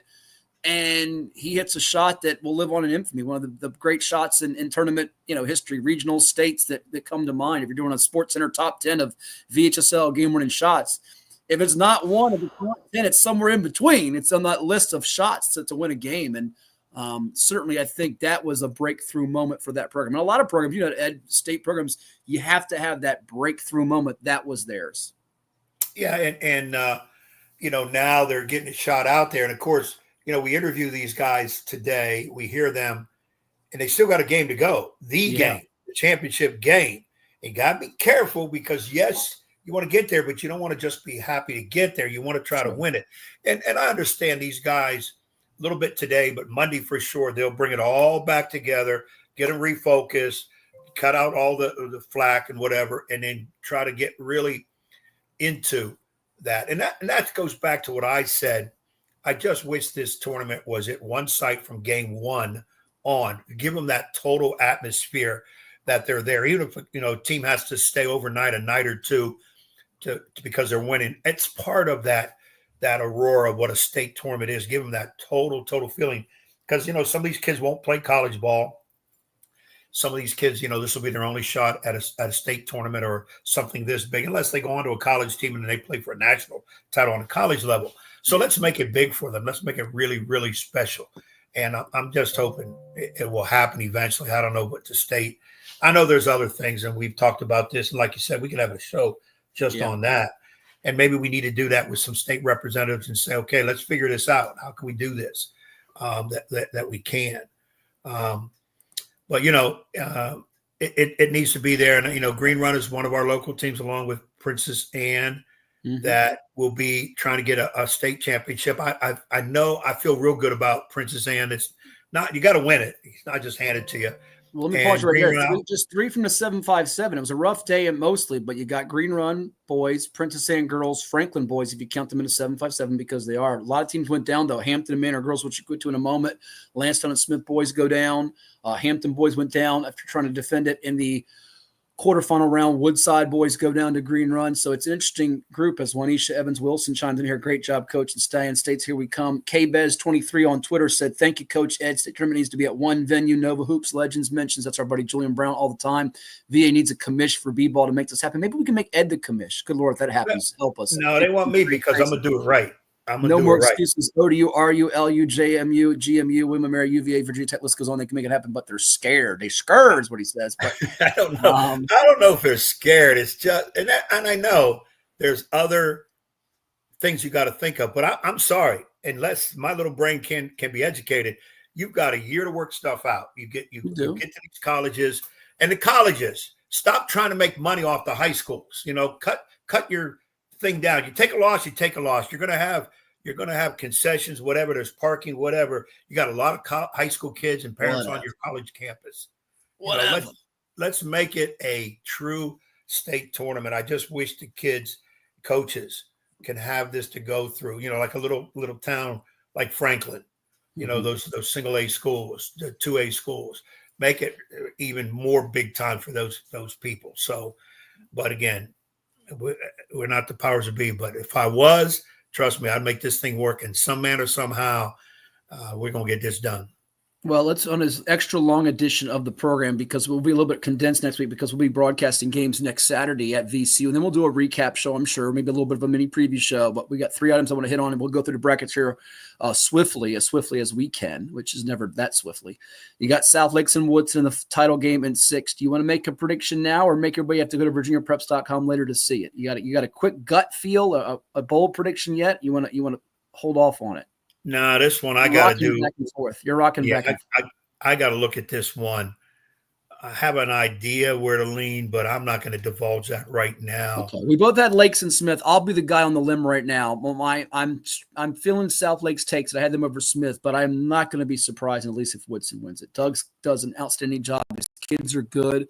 I think they have more pieces than South Lakes, but I think South Lakes hit a different gear after the second loss to Westfield. Then they beat them in the region championship, that game that Mike Desmond talked about where Jordan went off. So I'm leaning that way. Class 5, Green Run, Albemarle. I'm going to give the Stallions a little bit of Baltimore material. I think they're better than Albemarle, but I almost equate this, I do this a lot, to coming off a huge emotional win. I'm curious to see how they respond or how they follow it. Beating Woodside, who was the Dragon, Albemarle comes in, not a lot of fanfare. I almost give them a slight edge, not just because of that, but I think their big guy that Greg Maynard talked about, Marjolin Jackson, is going to pose some problems. A different kind of big, a thicker big, what Silas Barksdale was. And I think Albemarle, they've come back on some teams. James River came up short against Mills Godwin the first time, got him the second time. And they haven't seen an athletic team like Green Run. He mentioned LC Bird the closest, but I might give Albemarle a slight edge. But I think most people are going to think Green Run's won the championship. They haven't done it yet. They got to go beat Albemarle, who's mighty darn good themselves. It's a good point. And they're coming off a very emotional win. I think a little bit more so than Albemarle, because it was Woodside, 2-time defending champion. Everybody had them on this line coming up. So, I got to look a little bit more into this too before I have it. I'm not totally sure on my pick yet, but I will say Kass Jackson, late in the ball game, best player on the floor, that point guard can be the difference. He can be the difference. Right. It's just, there's a lot into this, because now we're going to the VCU venue, Siegel Center. That is going to shock some of the players that step on that court. So it just is. And anybody tells me I'm wrong, you're crazy. I know what it can do for kids on that level. I've been through that before. But this one's a little tough. I'm going to let the emotion die down too, and then before I look into this too. But both teams have a great case so far. It's 6 and 5. And you're looking at 4. Yeah, Class 4. Verina, you had them over Hanley. I had Hanley. Hanley was winning this game for 3 quarters, and Verina came back to do it. Riley Axel was on last week. He's got Will Hopkins, a terrific point guard. It's a rematch of that region final. Remember, in the region championship game, these two teams squared off, and it was Atlee sort of surprising Verina. And Coach Kenneth Randolph has referenced that his team didn't do a lot of the little things, rebound, defend in that first meeting. It's a chance for a revenge here after they lost that previous encounter in the regional title game. And that was a game that Atlee won 66-59. I think Verina will be better equipped. This is a hard one to call. I give the slight lean right now today to Verina. But Atlee, they're well coached. I'm not going to doubt them, because they can win this, Ed. They really can win this game between these two teams. Yeah, see, that's another one. Boy, I can make a 50-50 case for either team. That I'm going to have to sleep on that one a little bit, because they're very different. And it depends on what strength shows up that day for that particular team. But this, again, another third straight interesting matchup, and a good coaching matchup too in this one. I think Verina's athleticism on the baseline could be, on that VCU floor, could be a big deal. They've got guys that have played in championship spots, Caleb Weiss, Damari Carter from football. And though they didn't take it against Phoebus, I think those guys are hungry to go get a ring after Verina lost last year to Hampton in the state semifinals. So I think that could be a little extra motivational boost that they could be searching. Plus, they lost to Atlee the first time. Had they beaten Atlee the first time, it might be more of a dangerous spot here for them. And Atlee's on a long winning streak. Only loss was to Heritage of Leesburg. And that, of course, came in a holiday tournament at Lake Braddock that Coach Axel talked about. How about Class 3? No Northside. They lose by 12 to Spotswood. It was more of a blowout, up 20+. Cy Hardy and Mikel Harvey. Great careers for Billy Hope Pope's team. Back-to-back state champs. Spotswood is in the title game. Now, they lost before their last trip to the state championship, I think about 12 years ago. Malik White from George Wythe of Richmond now which is like Richmond High School of the Arts. He went to Providence, was the leader in that game. I got a chance to call with Andy Hayes several years back. So it's an interesting matchup. Spotswood's got two really good guards. Cam Pacheco is going to Mount St. Mary's. Tyler Sprague. Hopewell's led by Deshaun Spellman, Region Player of the Year, formerly of Lancetown. He's a D1 prospect. They got the big boy inside, Jameis Jordan. They got Nick Bird at the guard spot. Hopewell took down the only unbeaten public school boys team in Meridian, so there will be no unbeaten boys team. Hopewell, Spotswood. I give the edge to Hopewell in this one, Ed, but Spotswood, Chet Edwards, if you're doing a best coach in the state without a state championship ring, you either got Greg Maynard one or you probably got Chet Edwards one. It's one of those two guys, I think, unless I'm forgetting somebody. Those two leap to mind right away for me. Yeah, again, contrast again in style here. I almost went with Spotswood over Northside. I just couldn't go against that backcourt. Couldn't go against Billy Pope. You had it going to overtime, didn't you? I think you had an OT Northside, didn't you? I think. Yeah, I think it was a 1-point game. Yeah, and that wasn't to be. So Chad's there, and he does a great job with what he got. I've seen Hopewell play this year one time. I haven't seen Spotswood. Hopewell immediately made me say, well, this is a doggone good team. They have a lot of what you really need to athletic, their size, they can shoot it, they defend you. Beat Verona in that Coaches for the Cure event we saw, yes. Well, I know Chad isn't watching. I probably would lean towards Hopewell in this. I want to look a little deeper in that too, but I just think Hopewell's overall athleticism on the bigger floor makes it a hard matchup, yeah. But I don't think it's a blowout. I think these, at least from 6 down to 3, are all going to be close, competitive games. I can't say that necessarily for the 2-1 games that we'll get to, although we just had Robbie Cutchins on it. I think 2-1 are expected to be more lopsided. Expected to be. Now, we expect it doesn't mean it always happens that way, but as we get to Class 2, that brings me to my great statistical point that I have to bring out to you, which I know you love this every year I do this because it just gets people all fired. And by the way, I keep tweeting it. Someone says, why do you keep tweeting this? I keep tweeting it just to get people fired up. That's why I do it. I love to get people fired up. That's how I roll. See, people don't know you. I got to keep trying to tell them. How about you read? Matter of fact, how about you? Since I've read it enough myself, Hatfield is the Dennis Rodman. No, I'm not. No. Don't call me Rodman. Don't. Now you're gonna get me real mad. Don't do that. Don't do that here. I want you to read for the audience this tweet that I put out late last night. Go ahead, Ed. Go ahead. Read it for the audience. Since 2022, John Marshall has now won its past 23 playoff games. That's the regional playoff state tournament. Outscored their opponents 2,343 points to 1,055. That's an average. They're beating people at the tournament level by 56 points a game. Okay. Now, you cannot show me, I know this point has been belabored and beaten to death. You cannot show me any human being with the brain that believes they should remain in Class 2 at this point. And I don't think John Marshall wants to stay in Class 2. At this point, what are we doing? 56 points per game. What are we doing? It's immaterial. They're in Class 2 because John Marshall's student population fits the Class 2 level. I know. But end of question, end of statement. That's one of those things I keep telling people. You got to understand why we have classifications. And I don't want to keep understood that, but it needs to change. I'm sorry. Now, I will tell you this, whether it changes or not, I'm going to make this bold statement right here now. I don't believe John Marshall's going to be winning state tournament games next year by 56 points per game. I'm just going to leave it at that. I don't know what division they're going to be in. I don't know what. I'm just going to make that statement now. Well, I would just make change is coming. Who had that phrase, by the way? Change is coming. Well, the only way that's going to change if Ty White's not at John Marshall and okay, whatever. Maybe he gets another challenge and maybe something else. I don't know. I'm just saying I don't think that'll be the case next year. So well, I'm just going to say it's not going to change until it changes because. Well, I'm saying change is coming. Changes. Somebody had that. Who had that phrase? Change is coming. Somebody. It's a song. It's a song. I can't remember who did it. Somebody out there listening will know. Change but you know, there's always been the case where people say, "Well, let their basketball program play region class level 6." I kind of like those ideas that you have to declare maybe before a year. Okay, well, what tournament you want to go into, even though your classification is a 2. Okay, well, we want to play in 6. Okay, when regional starts, you'll be. But then they're going to have to. There's some things you got to do with that. And there was a time in the state where you could play up.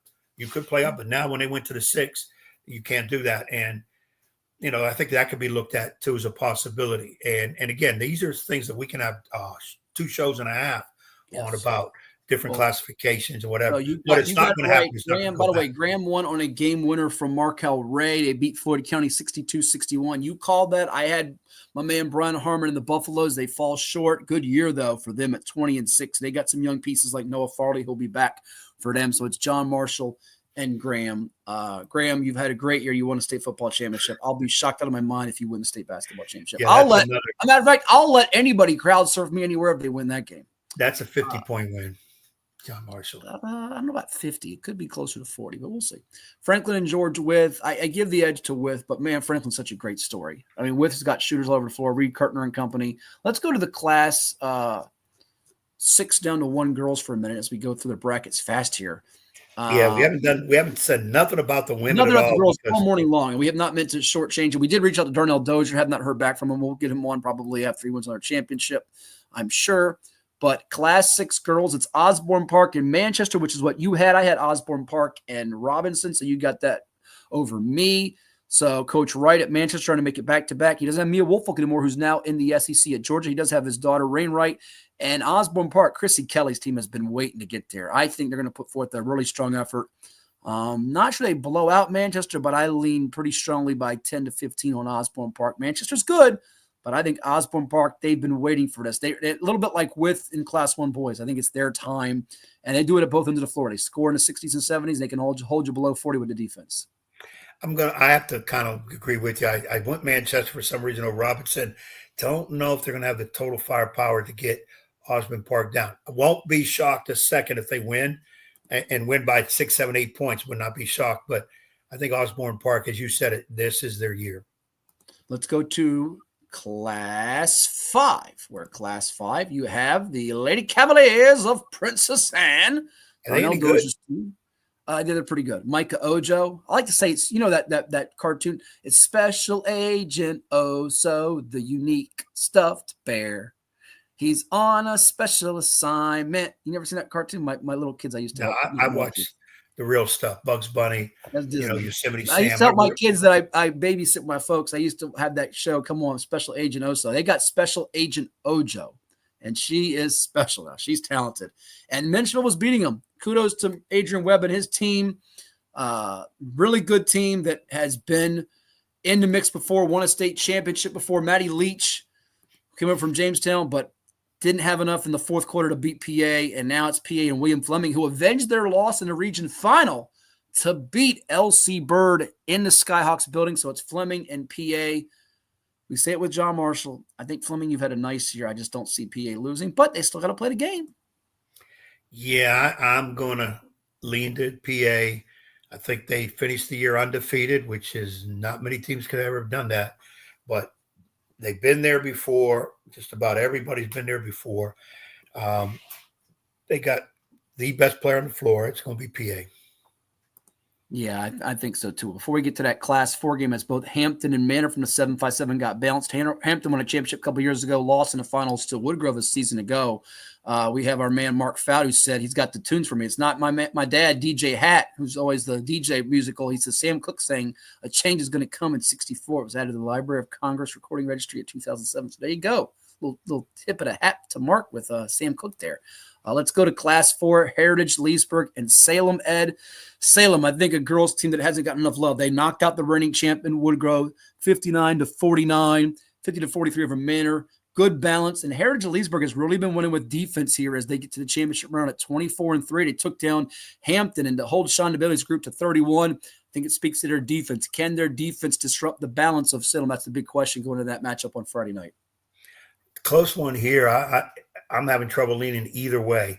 Don't know a whole lot about them, but you got a team like Salem that can put those points on the boards, and Heritage Leesburg keeps you low. But they can put up points. I'm going to have to look into this one a little bit more if I can divulge in this one. Me too. My quick blush thought, looking at some numbers from Salem, haven't done a deep dive, is they've got one young lady who's over, I think, 43s, everybody else below 20. So I think they need to have that second shooter. If they get that, I think they edge out Heritage Leesburg. They need that second complimentary shooter. opposite side of the floor to give them the floor balance, not just the balance in terms of production, offense, points, rebounds, and that here and there. But I think that's going to be a real early key in that matchup. Class 3, this was a bad job by both of us, Ed. Now, James Monroe, we've been talking about, they're undefeated, having a great year. My man Devin Payne was out there for that one, and Devin should be covering some action for us at the Siegel Center on VirginiaPreps.com with his super recaps that he does for us on the site. James Monroe is undefeated and for a reason. I'm not going to go against him, but I went against Laura Botetourt, which was foolish of me and you. Spotswood girls and boys thought they had a chance to go there, and they didn't. Coach Dodson at Spotswood, 500-plus wins, legendary coach.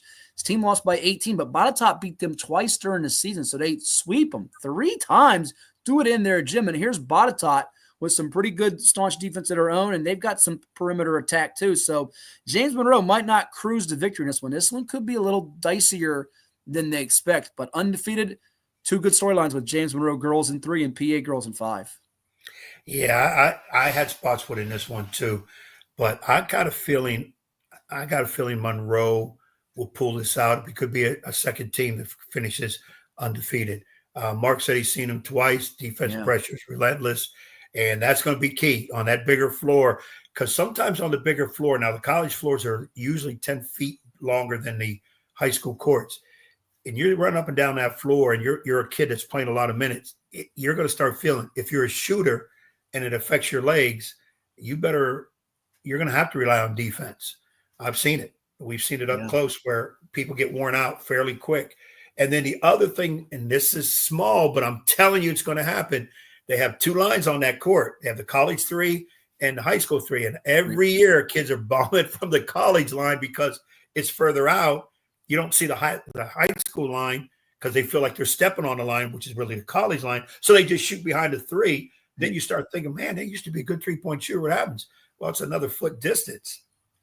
Tired legs, shoot from a college 3 instead of with the high school they should, makes a big difference in the game.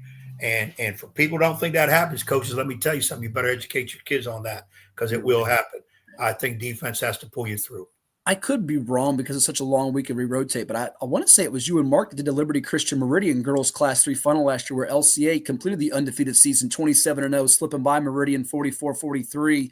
I know Abingdon had a stranglehold for a couple of years prior to that, and ironically enough, neither of these 2 teams made it to the state tournament last year, I should say, in Monroe and Botetourt, whereas the 2 teams that got to the championship round last year, Liberty Christian and Meridian, got knocked out early in the playoffs. But it's not a total stunner because you look at how good some of the Class 3 girls teams are. Very good field in Class 3 girls. Hey, we also got to give a shout out. I don't think we mentioned them all year. Grafton girls. Yes. Some of our local school right there, Bay Rivers, look how far they got, state semis. So good point. Hats off to them. And we apologize, Grafton. We should have done a little bit more homework on you guys and had their coach on here too, because they're 1 game away from playing for a state title.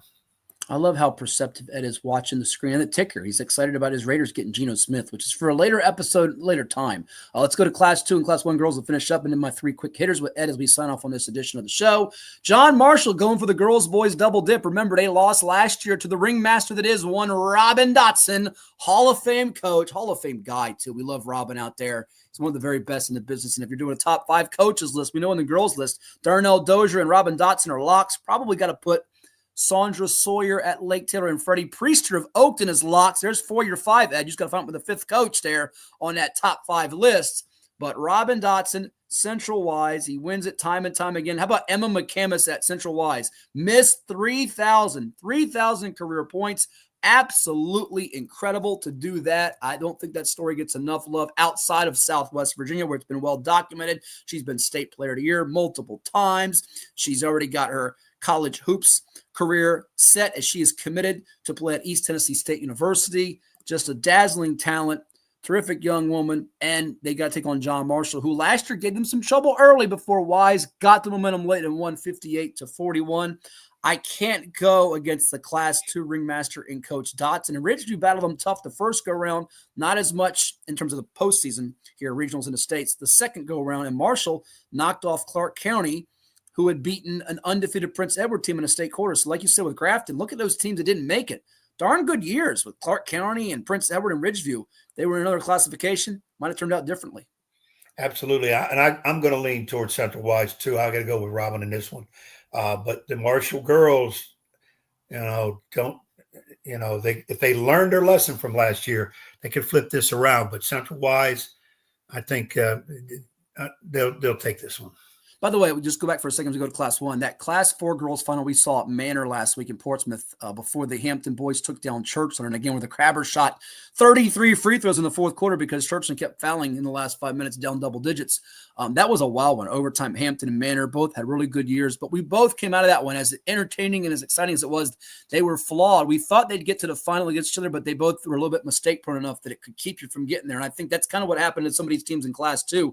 Good enough to get there, but if you make mistakes against Wise, a team with the athleticism of John Marshall, obviously the boys' side is a different story, but on the girls' side, you won't so much get exposed as much as you won't get there. You just won't have enough for 32 minutes. Yeah, I think Manor girls, Hampton girls. I thought it was going to be tough for Manor playing Salem out in Salem. But I thought Hampton would get by Leesburg. Shauna Bailey's another one of my favorites in terms of the women on the women's side. One of those few coaches that I said could coach. Female coaches that could coach a boys program and be extremely successful as she is with the girls. Yeah, absolutely. Absolutely. Let's go back to the Class 1 pictures. We finish up here our quick rapid fire style of the action. Another bracket that we got wrong. I had Honaker and Buffalo Gap in the title game. It's not Honaker. Instead, it is going to be, as you see on the screen there, Georgia Wythe. They're going for the girls, boys double dip, just like John Marshall. They slipped by Honaker 34-31. Excellent defense after doing it with the offense in the quarters against J.I. Burton and Buffalo Gap. They're no newbie on the scene. They've been in these championship games before in their history in the tournament. And here they go against Georgia Wythe. That's a toss-up to me. I don't have a real strong feel either way. I think that game's going to be a toss-up and maybe one of your better girls games in the bracket. Could be. This could be your overtime thriller. I'm going to lean towards Gap because I had him in this game, but I had Honaker like you did in there and not George Wythe. I'm going to lean for some reason. I'm leaning and can say it out loud. I'm leaning towards Buffalo Gap in this game. Yeah, my early lean is with Buffalo Gap too, but it's an early lean. So that wraps up the championships. We're looking forward to it, doing it all with you out there. All right, we teased it. Actually, before we get to what I teased, because I'll forget this again. I want to get it out there now. I got a shout out. Thanks to my good friend Deb Strasbaugh out there. You know Deb, by the way, wife of Steve Strasbaugh at Kellum. She was a Hall of Fame coach of the year, gymnastics, many, many years. And she reached out to me about giving some love. We don't give a lot of those sports besides basketball, football, baseball, enough love, the field hockey, the soccer, which, by the way, if you want field hockey and soccer coverage, CoVA Sports TV, Chuck, Nick, and the entire team do a super job with all the coverage. We have it for you with spring sports, fall sports, field hockey, lacrosse, soccer. Nobody's got it better for you. We got that covered for you, and I've done some of the broadcasts of that. But Deb Strasbaugh reached out to me, and I want to shout them out. She was a part of this program, but the Kellum High Gymnastics program, state champions, Class 5, and tell me this isn't crazy. I talk about babysitting kids, Ed. One of the young ladies that I helped my folks raise when she was a little tyke, the sisters, I got to give them a shout out. And maybe the mom out there and dad are watching out there. Chloe Boyce. Shout out to Chloe and Keegan Boyce. I think it's Chloe's on the team. I could be getting the wrong one here.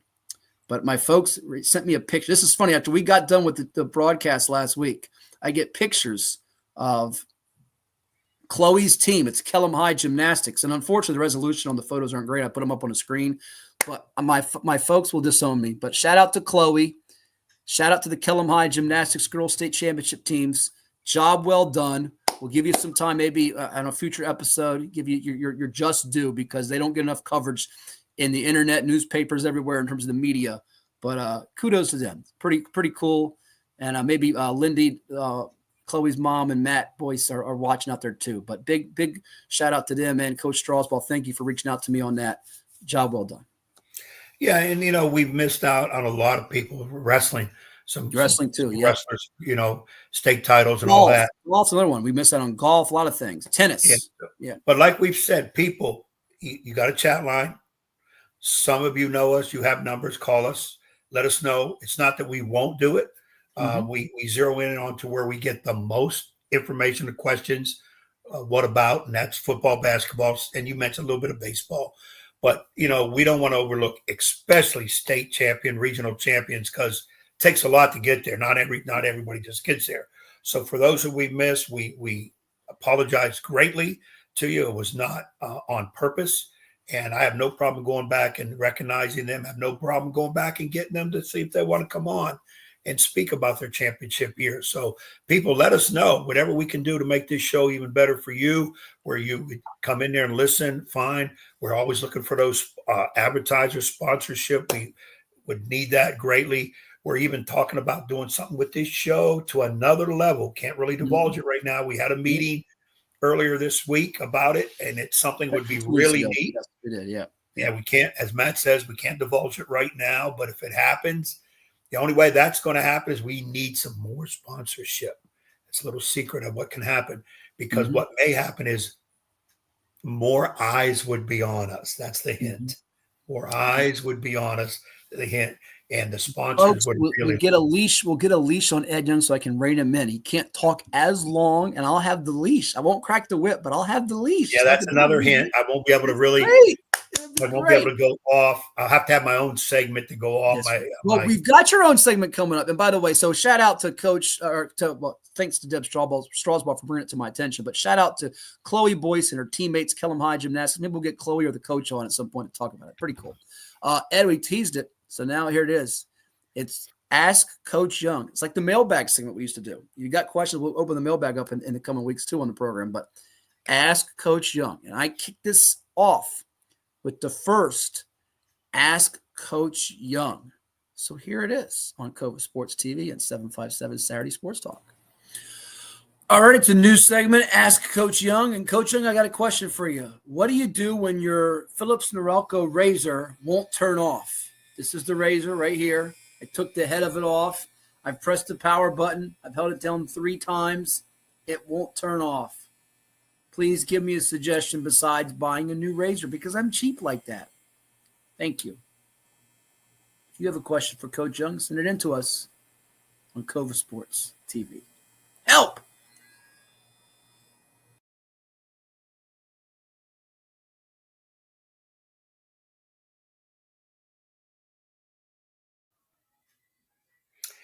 Well, what I want to say, my first instinct, I can't say it publicly, where to put that razor to get it to stop doing what it's doing. So I would say to, take it apart and find out why it's still going on and see if you can put it back together, or just throw it away. Eventually it will die out, and tell your cheap self to go buy a new one. Or do what Doug Craig, fine coach at Woodson, has been doing. Just grow the beard. Just grow it. I mean, see what happens. You could go incognito. That way you won't take as many hits as you normally do in public. Just be incognito. Matt Hatfield with a beard, the Beast number 2. They could be a tag team partner for Doug, and we call him the Beast. The Botswanian Beast.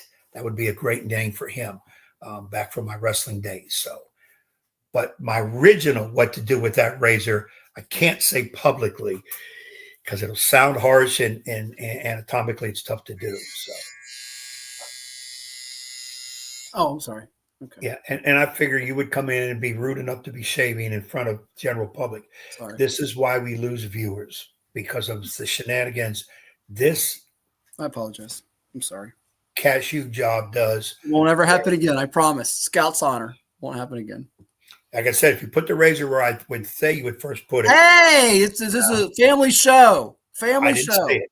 I let people, they would know. Watch. They would know. All right. We're about out of time. Well, we've gone way over time today.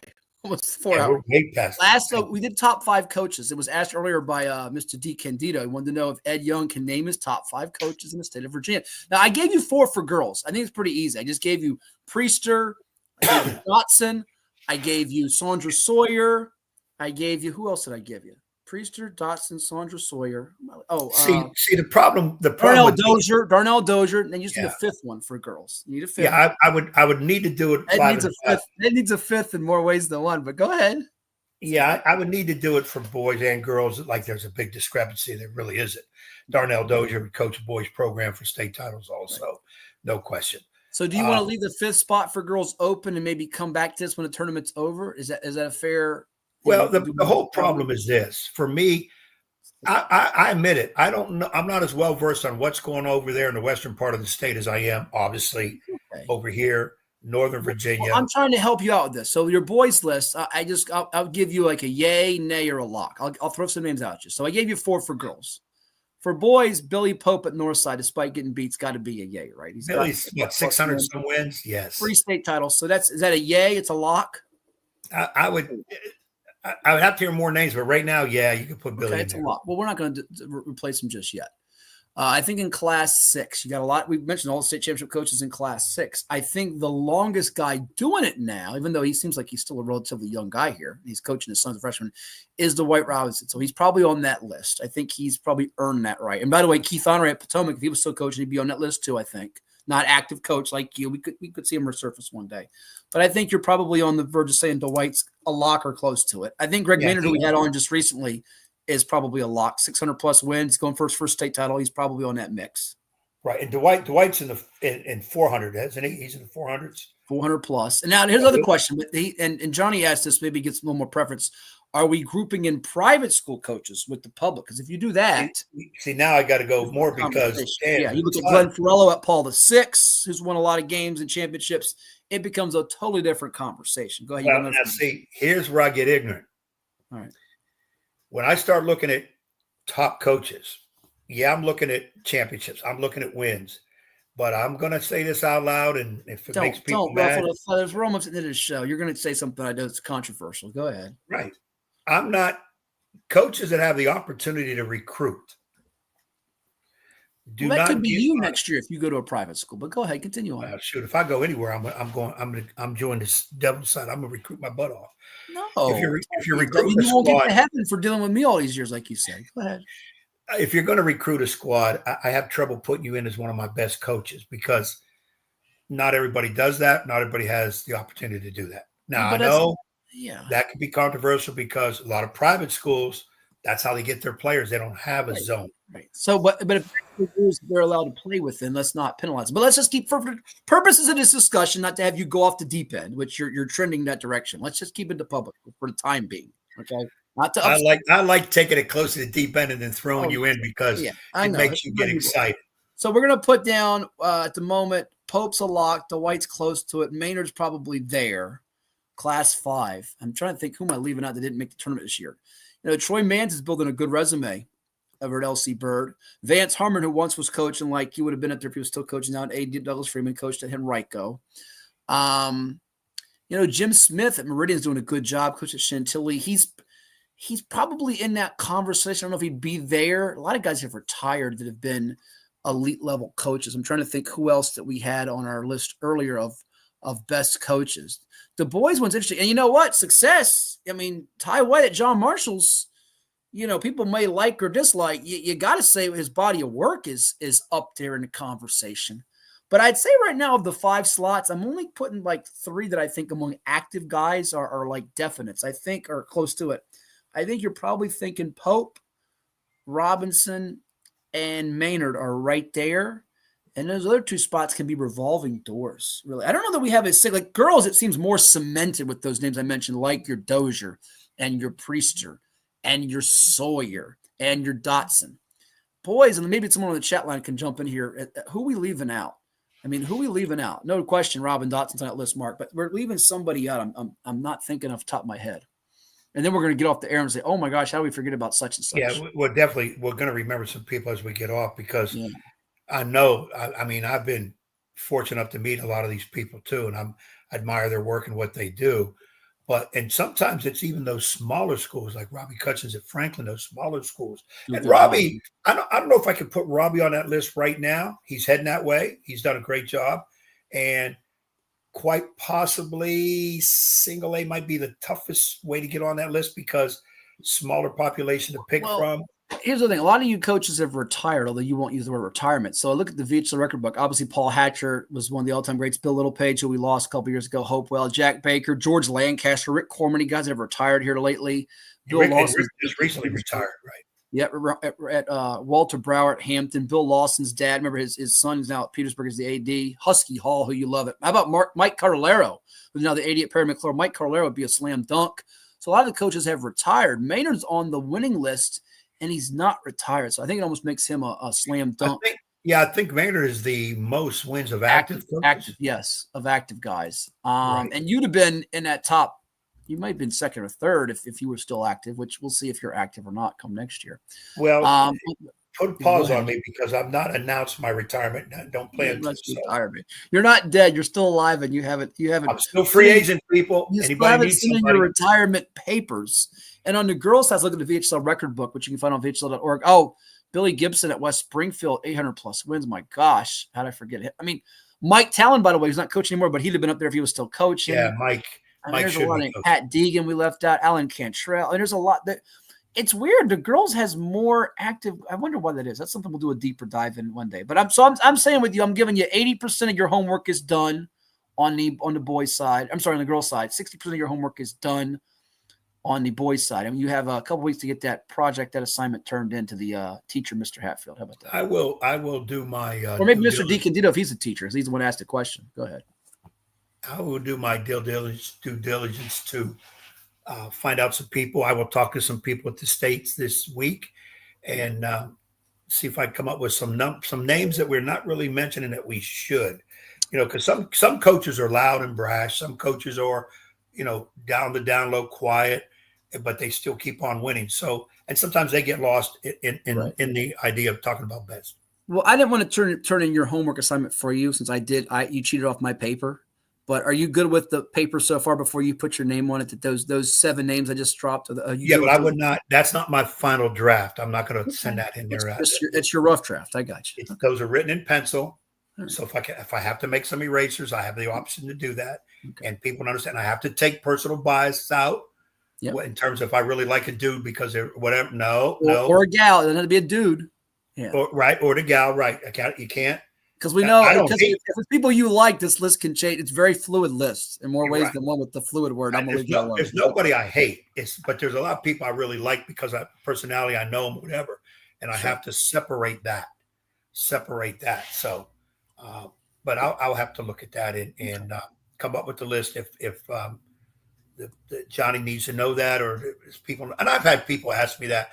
People always ask me about top players I've seen or my all-time five. Discussion. We do all these top players, which by the way we'll do an all Hatfield and Young team probably because we'll combine the state tournament. We didn't do this for football, which we should have done by the way. Combine it. I want to do the all Hatfield, like all Madden team on the Hash with Hatfield podcast. But we might do one where we combine the classifications and name like a 10 or 12 player team. I mean, you're helping out with the All-Star game.